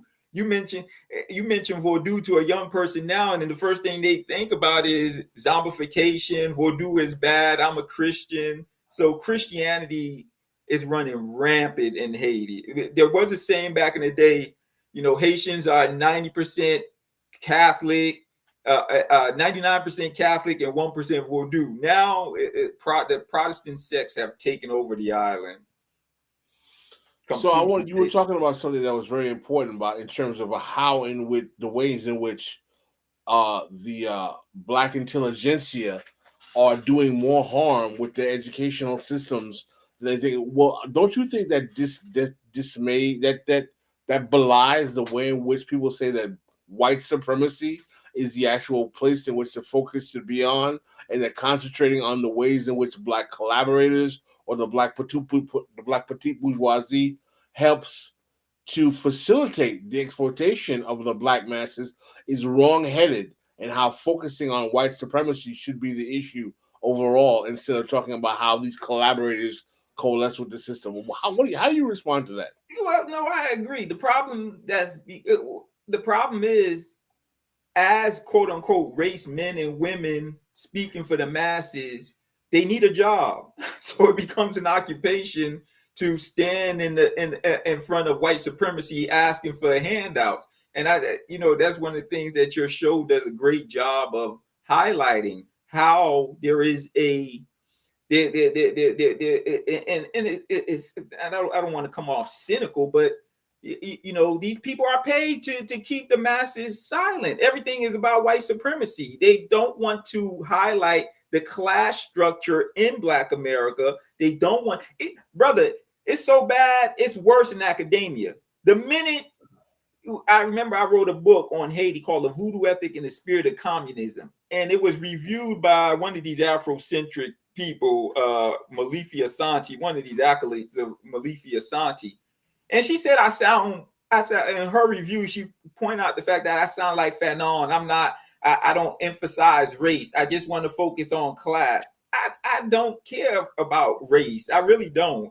For me, and I know you want to use race as a heuristic tool. I don't even want to do that, bro. To be honest with you, I don't even want to do that. No, my position is that race has a consequence in a racialized capitalist system. I don't even look at it like that, brother. I understand. So you're saying racial capitalism, Pascal? No. I'm not an advocate of using racial capitalism. I'm not. You sure that's what you? It sounded to me like you said racial capitalism. No, I said race has a consequence in a racialized capitalism. He used it as an adjective. But nah, I don't even want to use it like that, brother. Especially for me, it's a non-entity. You know what I'm saying? Are you going to deny that there's a disproportionality in the way in which Black and brown people are rendered to lumpen proletariat status in American capital? I don't deny that, but I don't. It's you know what? For me, it's as how they view the primitive nature of Black folk. Is it that Black people were primitive, or is it the material conditions of slavery gave rise to the primitive nature that whites highlighted about Black folk? Well, it's the same argument with the lumping proletariat, the lumping of Black and brown people. Is it because they're Black and brown that they constitute the lumping proletariat, or is it the material conditions and the fact that the material conditions that they inhabited led to them being part of the lumping proletariat? You see what I'm saying? It's like a chicken and egg issue for me. So I don't look at it as race as the locus of causality, more so than material conditions. No. Here's where I agree with you. This is what now, if you want to get to the cause of the matter, I agree with you 100%. Race is not the locus of causality. The locus of causality is capitalism. Yeah, absolutely. Let's make this clear. Yeah. Race is only a proxy for creating an economic strata that can be easily exploited. Yes, absolutely. Because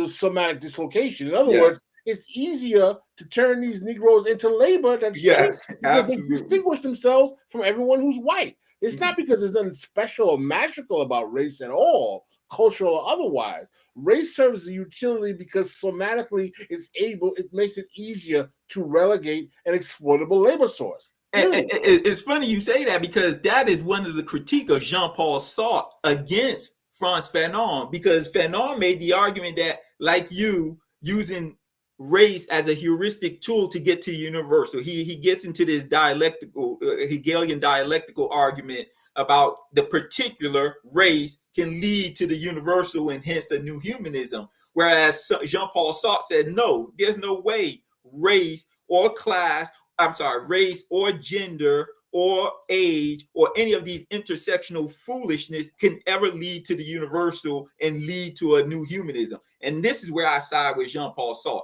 all that intersectional foolishness that comes out of postmodernism, post-structuralism, it's foolishness. There's no way those concepts can lead by themselves. That's why I wrote the new paper, Feminine Patriarchy. Because at the end of the day, what do you get, Pascal?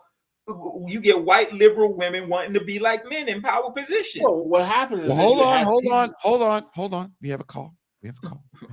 Hold on. Before you guys get us all canceled. Hold on. Canceling Negroes. The caller hung up. He hung up.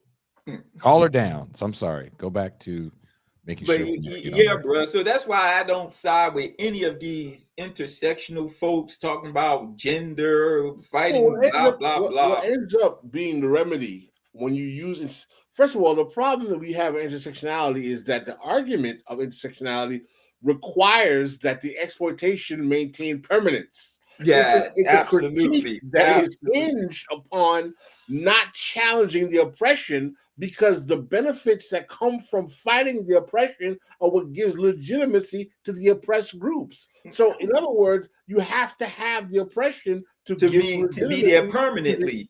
Absolutely. And it has to be permanent. Yes. So it creates this tautology of oppression that validates all those who are saying, I'm in X group this and I'm X group that. And what becomes the remedy? To enter into the system of oppression and replicate the position of the one who is the quote unquote oppressor, which is the white male. Absolutely. Which is, as you talk about so eloquently, equality. Hold on. The callers called back. We got multiple callers. Let's get through these callers real quick. Caller, what is your name and where are you calling from? All right. This is Arlo. I'm calling from Seattle. What's up, Arlo? What is your question and or comment? Yeah, well, I mean, so thank you so much for this discussion. I've only read like half of one book by Fran Fanon, and this is making me feel like I need to go back and finish that and keep going. So I just everything y'all are saying is so enlightening. So last year there was a book that came out by Caitlin Greenidge. I don't know if y'all are familiar with the author. It was called Liberty. It only came out with one book before, but the main character spends a lot of time in Haiti in like the second half of the book, and I'm wondering what y'all's thoughts are if you've read it on the depiction of Haitian society. And again, just thanks so much. I'm familiar with the book. Oh, thank you for the call, Arlo. Peace out. Many of go ahead. I think there was another caller, Jason. Well, or you want me to address answer this call first, and then we can get to the next caller. Oh yeah. No, many of the books written, especially written by journalists, I have a problem with when they write books on Haiti. They end up depicting many of the racial tropes that come out of the island, or they're written with a God complex. I'm writing because I can save Haiti by highlighting what's happening in Haiti. You know, that's the issue I have with many of the books written on Haiti. Pascal, did you want to address it? So would you say white saviorism is a bit of a problem? Yeah, brother.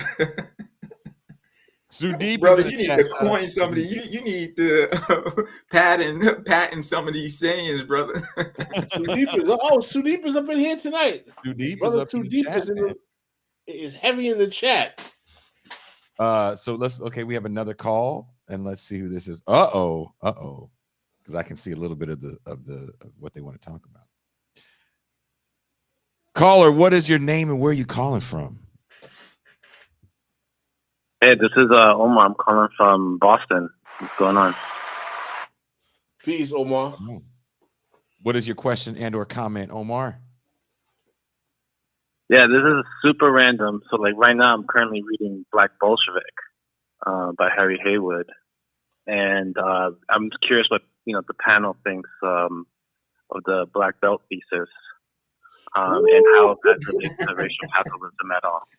So, yeah. Definitely set it off, Omar. Thank you for the call, brother. You're about to get some words, but get ready for this one. Thanks for the call, Omar. Man, Black Belt. Listen, I think that the Black Belt Thesis was a generous concession by the Soviets to attempt to respect sovereignty amongst Black people in America and believing that the racist segregationist state of the South was so offensive that it would be logical for Black people to have dominion and control of their own autonomy, and that they were being sensitive to the Black nationalist traditions that had historically emanated from Black political thought in acquiescing to the Black Belt thesis. As a practical politics, I think that the Black Belt thesis is folly. How are you exactly going to extract whole states from the United States and give them over to Black people for dominion and control? What kind of revolutionary capacity do you have to take them? For those who don't know, the Black Belt thesis was the thesis that came out of the early Soviet Union, that Black people would be allocated a certain number of states in the South for them to maintain dominion and control over under a kind of Marxist-Leninist type of political structure. I think that it is kind of romantic as a notion. I understand that there have been politics that have developed around it. The Republic of New Africa, for example, the Jackson Cooperative that we have today. I am not one that is romantic on the Black Belt thesis or Black nation state autonomy within the confines of the United States. I like to hear what Paul thinks. No, I think that whole thesis is dead now. There's this move towards assimilation in American society that's being pushed heavily. So for me, I'm with you. I don't give it much credence. I understand why it emerged, how it emerged, but I don't give it much credence, especially contemporarily. It's absurd to even think about it now. You mentioned communism to any Black folk now, and they think you're crazy. Oh, you're one of the bad guys in the. Oh, brother, man! And I mind you, I was trained as a structural Marxist, so that's every time I write anything, they want to. Oh, you sound like Fanon. You don't want to talk about race. Race is very important. We want to move away from class, communism, blah blah blah. Oh wow. We can't sell any of these books when you have a materialist understanding. Oh no, no, brother. Well, I mean that was my whole reason to want to do the video essay about the LA riots and even talk about that time, because I think we're still stuck in that discourse around all problems that we have in this country are the savagery of white men. And sadly, that shooting in Buffalo reinforces for a lot of people that idea. Yes, yeah. And what's even more sad is when the Buffalo shooting happens, there's another shooting that happens not too far from me in Orange County. Mm-hmm. And it's almost like the news didn't know how to cover it. Yeah. Because it was an Asian man that shot up an Asian church. Mm-hmm. And for a while the story was, he was part of the PRC and he wanted to shoot these Taiwanese people. It's politically motivated. They found out the man was Taiwanese, and it's like, well, that's not going to work. So it doesn't sell. It can't sell. We know how to sell Buffalo. That's easy. You can sell Buffalo all day, every day, because it's a conversation that has no end. And then the hypocrisy behind that, Jason, is the fact that they don't show, that America is supporting the Azov Battalion, the same group that this white dude up in Buffalo, they share the same philosophy. You see what I'm saying? Mm-hmm. So, and Ukraine is beautiful, great, but they don't tell you that Ukraine is a bunch of Nazis and fascists that America has supported for the past 14 years. You see what I'm saying? And yet Biden will get up there and give a speech. Oh yeah, we dismiss white supremacy, blah blah blah. Yeah, but you're funding $40-70 billion to white supremacist government. It doesn't make it backed by white supremacy. It's just a different white supremacy with the Russian accent. That's all it is. Well, someone asked me. I tweeted out that Black Jacobins was garbage recently. I would love you to tackle that. Pascal tweeted out Black Jacobins is garbage recently. Can you talk about why and recommend a better book about the Haitian Revolution? Came late. Sorry. I always recommend Avengers of the New World. Black Jacobins, like you, it completely distorted the Haitian Revolution because it builds on the liberalism. And you got to understand, C.L.R. James is a Marxist, an Orthodox Marxist, writing the history of Haiti and trying to fit the Haitian history within not a historical materialist understanding, but this orthodox Marxist view that praises Toussaint Louverture as the savior of Haiti. And Toussaint, I don't want it, was a piece of shit. Toussaint, Christophe. Yeah, he was a slave. He reinstituted the slave trade. And CLR James does not deal with that at all. He doesn't deal with his constitution, how his constitution was written by the former planter class, and he wanted to reproduce the plantation system and call it a corvée system. And because CLR James is an Orthodox Marxist, he really doesn't know how to handle that. So he basically deals with it by focusing on Toussaint as the liberator, the great liberal liberator of Haiti. Also, I would make the argument that CLR James is looking at the Haitian Revolution from the eyes of his frustration with the Soviet Union from the failure of great revolutions, and he's making a metaphor between Jean-Jacques Dessalines and Stalin in terms of being some kind of extremely violent authoritarian without understanding the political economy. Distorts Dessalines' impact on the revolution. Completely distorts Dessalines' impact, and he omits the African role during the whole process. So you don't really get a great account of the revolution. So I always cite Avengers of the New World by Dubois, who builds his philosophy on Jean Casimir's work. And Casimir, even though I don't agree with him calling the African tradition the counter plantation system, but it's an attempt to incorporate how the Haitian Revolution and Dessalines' position is a response to the class stratification and the different economic system on the island. And CLR James does not do a great job. It's more polemical and propaganda than it is a great historical text. Well, let's get to the last. Oh, there's a couple more callers. Hold on one second. Caller, what is your name and where are you calling from? My name is Bradley, and I'm calling from Austin.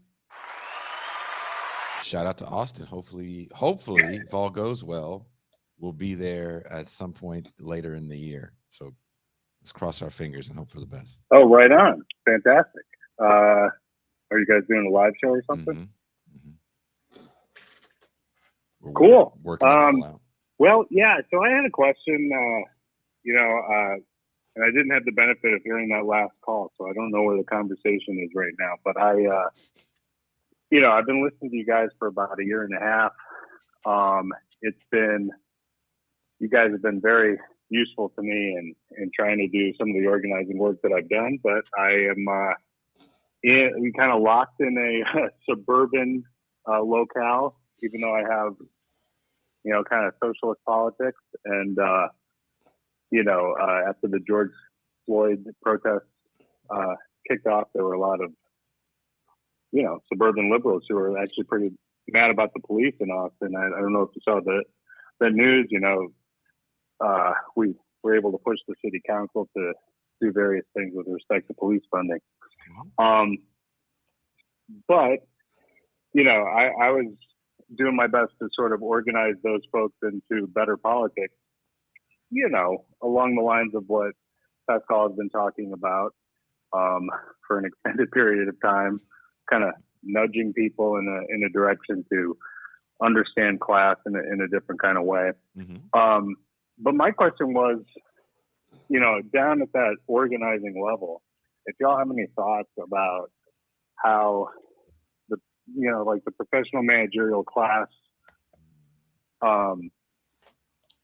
black professional managerial class and white professional managerial class relate to each other, because we've heard a lot about how the black PMC relates to black workers, but I found a real difficulty in terms of trying to present class politics in this group with the few black PMC members that we had, sort of in some ways.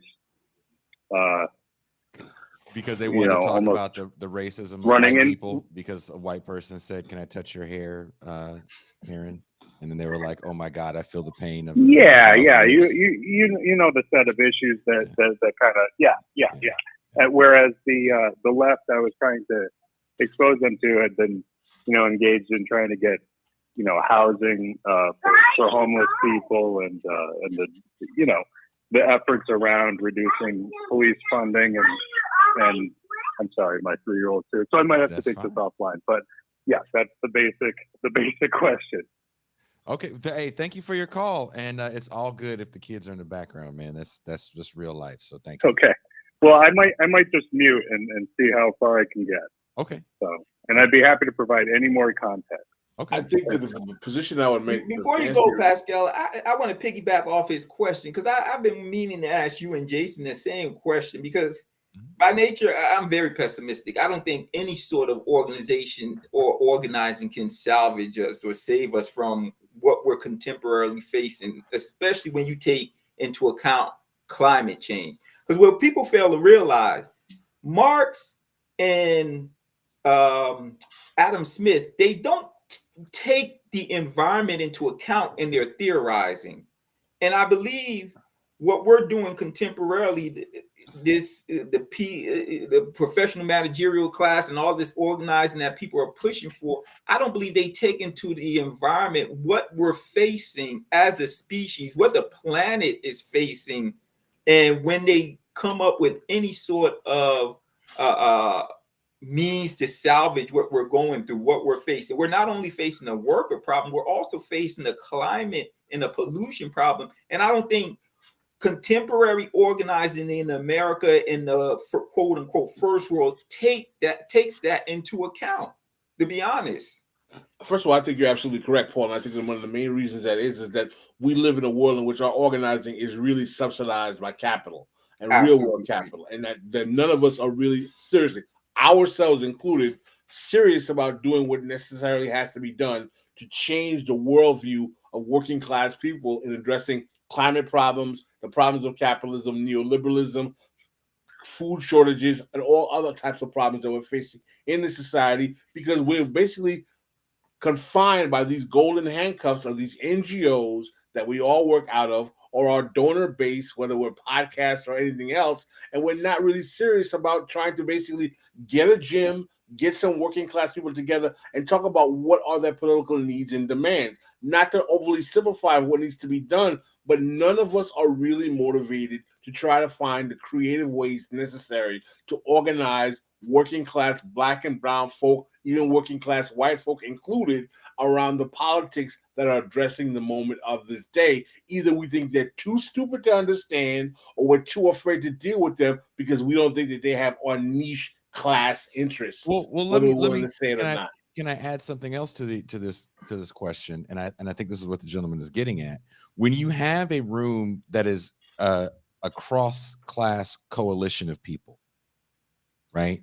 So if you actually have Black PMC and Black poor and working class in the same room, there is the idea of collective Black identity now, because we listen to the same music, maybe we have similar hairstyles or clothes, we know about the same beauty shop. All of a sudden, this means that there's now a collective identity.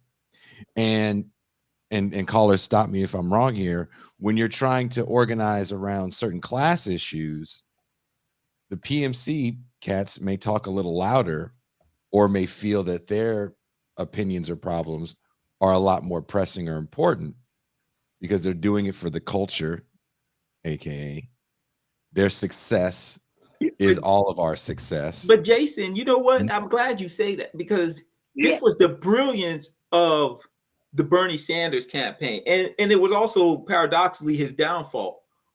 Bernie refused to talk openly about race. His whole emphasis was on free health care, free college education, but his failure to address quote unquote racial issues brought about his downfall. And that's how Obama was able to get all them other idiots to drop out of the race and then pull this bum that we have in office now, because he highlighted race. Because look what happened after Carolina. It was the Black managerial class and the Black working class that pushed the Biden over to the nomination. And the problem with this quote unquote black identity and it's the fact that it won't salvage us from what we're facing. You see what I'm saying? Yeah.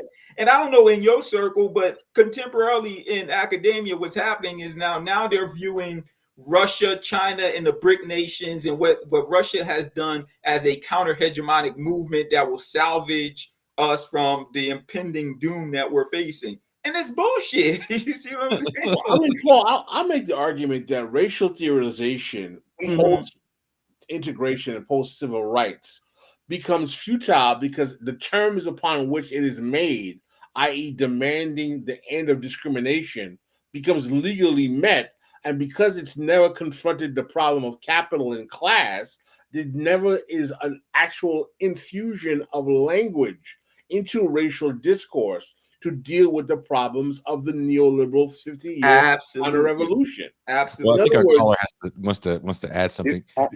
Can you hear us? Oh, yeah, I can definitely hear y'all. I just wanted to kind of answer your question, Jason. Mm-hmm. In some ways, I'm actually asking about organizing rooms that really do not include working class people of any kind. So you basically have your resistance liberals, who have been mad about the police like beating people at a protest, right? But they're not the ones. That's this room. Well, me personally, I'll tell you. Look, me personally, I get a little offended when people. Well, I guess I would just say that they were. It was a multiracial TNC room. Gotcha. That's what I mean. There's something about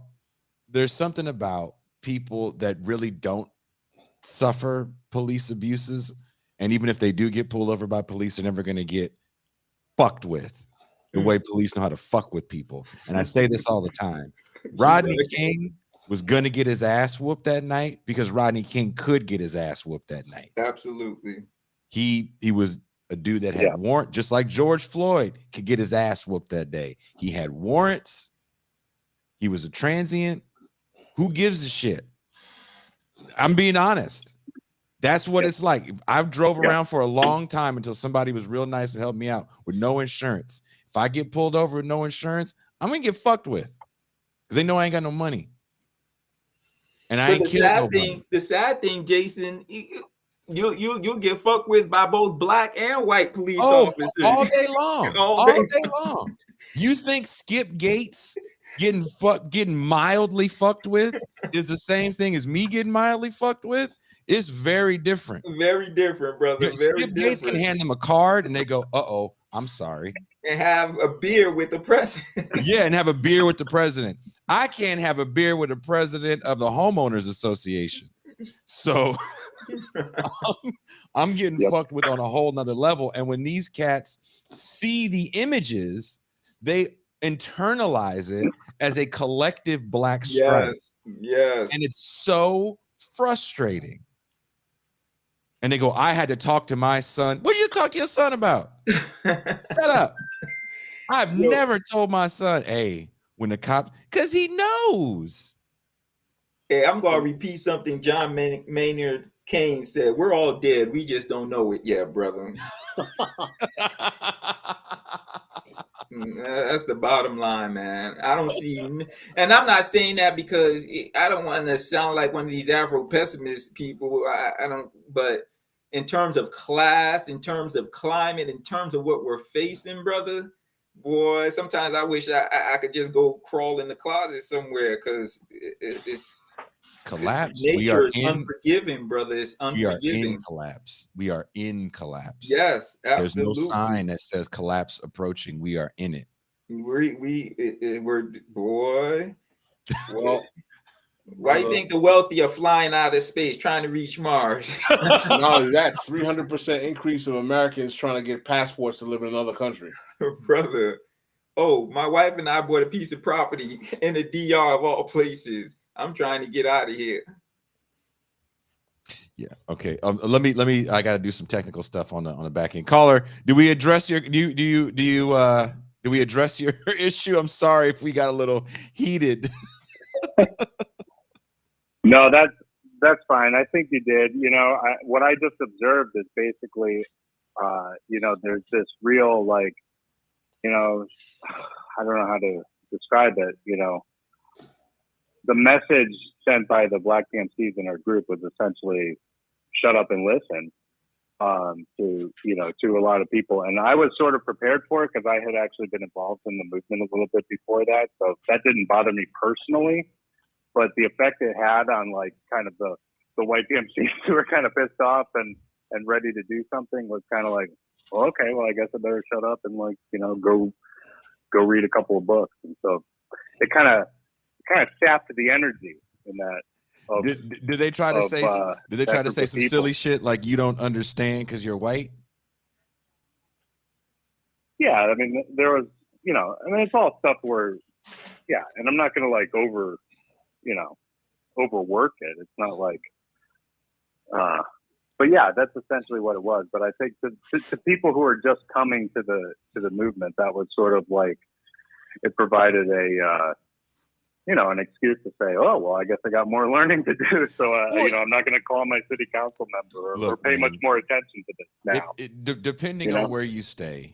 And I actually, for those new to the show, I lived with a white family that is somewhat conservative and very Christian. And the father of the family, when he was a younger man, would tell stories about the police fucking with him all the time. And as he got a little older, he kind of chilled towards law enforcement, but he definitely understood that law enforcement fucks with poor people, because when he didn't really have that much and he was out doing what all of us do and we don't have that much, just chilling, he got fucked with all the time. Mm-hmm. And in my travels throughout this country, especially in the heartland of it, I found myself in a lot of neighborhoods where everybody's white. They still hated the police. You go to West Virginia, you're gonna be in an all-white neighborhood, and they're gonna say F the police, just like you was in the NWA video. So is it really just because you're white? It's not like you go to Idaho and all the cops are smiling because they're like, man, this is wonderful because everybody here is just white as hell and we don't have any crime. It's just not how it works. There's a function for law enforcement, and it's to police poverty. Absolutely. And if you miss that and you make it simply about race, then it's like, well, you're kind of missing the whole point. Go ask Eula Love's family if it's strictly about race, because it was a black cop as well as a white cop. She got the Rainbow Coalition of police murders for not paying a $20 bill in 1979. So I get what people are saying to a certain point, but a lot of police forces, especially where I'm from in the Bay Area, there's tons of people of color in the police force, because where else can you walk in the door, start at 6 figures, and have a union job with benefits? That's right. I think that's so important. So, and I don't know if you saw the story about the Texas National Guard trying to unionize, or some efforts to that effect. I think very exciting if that's true. Well, thank you for your call. We have one more call we want to get to before we call it a day, because Pascal and Dr. Paul have to go do family shit. So thank you guys. Thank you all. Very valuable work you do. Thank you very much. Appreciate that. Okay, let's take this last call, guys. And oh, did he hang up? Oh, there we go. Caller, what is your name and where are you calling from? This is Matt from NC. From NC. Okay, from North Carolina. North Kakalaki. What is your comment and or question?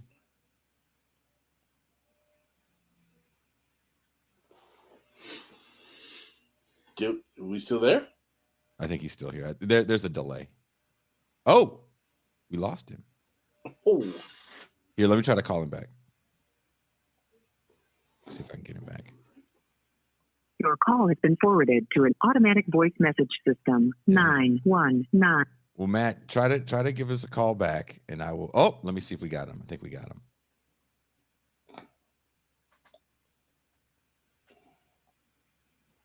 Oh. There you go, Matt. Can you hear us? Yeah, I'm still here. Sorry about that. Awesome. What is your question and/or comment? Yeah, this is for Dr. Paul and for Pascal as well. I guess just, I don't want to get anyone canceled here, but I mean, talking about voodoo, what do you guys think is the relation between drugs, I guess, and human consciousness, as well as in terms of, the goal of communism to create a different person? Can you turn your your device down, Matt? You're listening to the show on, so there's an echo. Can you turn your device down? Oh, yeah. Sorry about that. Okay. Probably get feedback. Yeah, no. Anyways, I don't know if you guys got my question there, but can you repeat that? Sorry. It's all good. Yeah, no. Just what do you guys think specifically towards? I don't know if you've had any experience with DMT. Just the experience relation between drugs and voodoo and communism. Drugs, voodoo. That's a Paul. I'm going to defer to you on that one. There are many drugs there are many drugs used in Vodou to enhance the embodiment, the experience of Vodou, but because we do believe in spirit possession, ancestor possession, as well as possession from beings from the multiverse, Jason. But it's usually through drumming. I know, Jason, you're a big heavy metal, but there's studies being done on the correlation between drum beats in Haitian Vodou and the experience on consciousness. My work, I focus on using Haitian metaphysics to understand the origins of consciousness contemporarily, and I tie that to physics. For me, consciousness, the brain facilitates consciousness and does not generate consciousness. So therefore, just like drugs can have an impact on consciousness, so I believe that the brain impacts consciousness.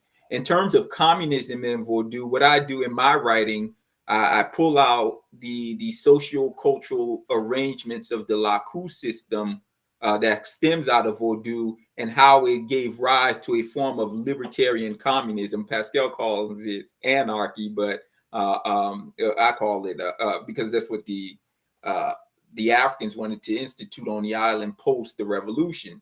So that's what I use to highlight a form of libertarian communism. In fact, I think once a person in your chat highlighted the fact that I used that to constitute a new humanism, and this is my tie to Fanon. And I argue the only way we can salvage humanity and what the current crisis we're facing is through agricultural production and through the Laku system, establishing the Laku system at the nation state level. And I highlight subsistence living, which is what's highlighted in the Laku system of Haiti. So that's how I use that, and that's the connection I make between communism, Haiti, and Fanon's new humanism. I'm going to diverse. I wanted to. Yeah, that's pretty much exactly what I wanted. Thanks so much. Hey, thank you so much for your call. No, sorry if I fumbled the bag. I mean, I don't know. That was good. a hard one to try to figure out how to word. So had to No, go you for good. it. No, Thanks so you're much, good. guys. You're good. Thank you. Hey, thank you so much for the call, and have a good rest of your weekend, brother. No, you guys too. Literally, thank you so much for what you do. These are probably some of the most important talks happening. So thanks a lot. Hey, we appreciate that. You give me goosebumps. Oh, so you know what? There was a person that was actually trying to get the number to call in, because we did this for patrons only. And I think they did a big super chat, and we were trying to get them the number to call in. So if that person, I think they did a large super chat. So Toussaint, if they get back to you on Discord, let me know, and I'll give them a patron membership for the year, and they can definitely call in whenever they want to from then on. Pascal, you didn't tell me Toussaint was a big fan of Toussaint. Although she has allegedly she has family lineage. Oh, okay. I tell her I apologize. She's right there. You can talk to her. She's just hiding her face. Sister, I apologize for calling Toussaint a piece of shit. You want to defend your lineage, Toussaint? You want to defend your lineage? I'm sorry. Because it's not just one; it's also Pascal. So. Oh, we can't have any Haitian infighting, by the way. No. You know, he played his role. He played his role. You know, you got to give him props. I give him some props. You got tremendous lineage. He fought. He was a fighter. No comment. Somebody said invite Alex Jones on. It's like, why would you want us to do that? We're having such a chill vibe, and someone's like, invite Alex Jones. No, like that would be like I'd rather punch myself in the nuts. You know who would be a great guest for you all? What's the young journalist from? I think he's from the Gray Zone.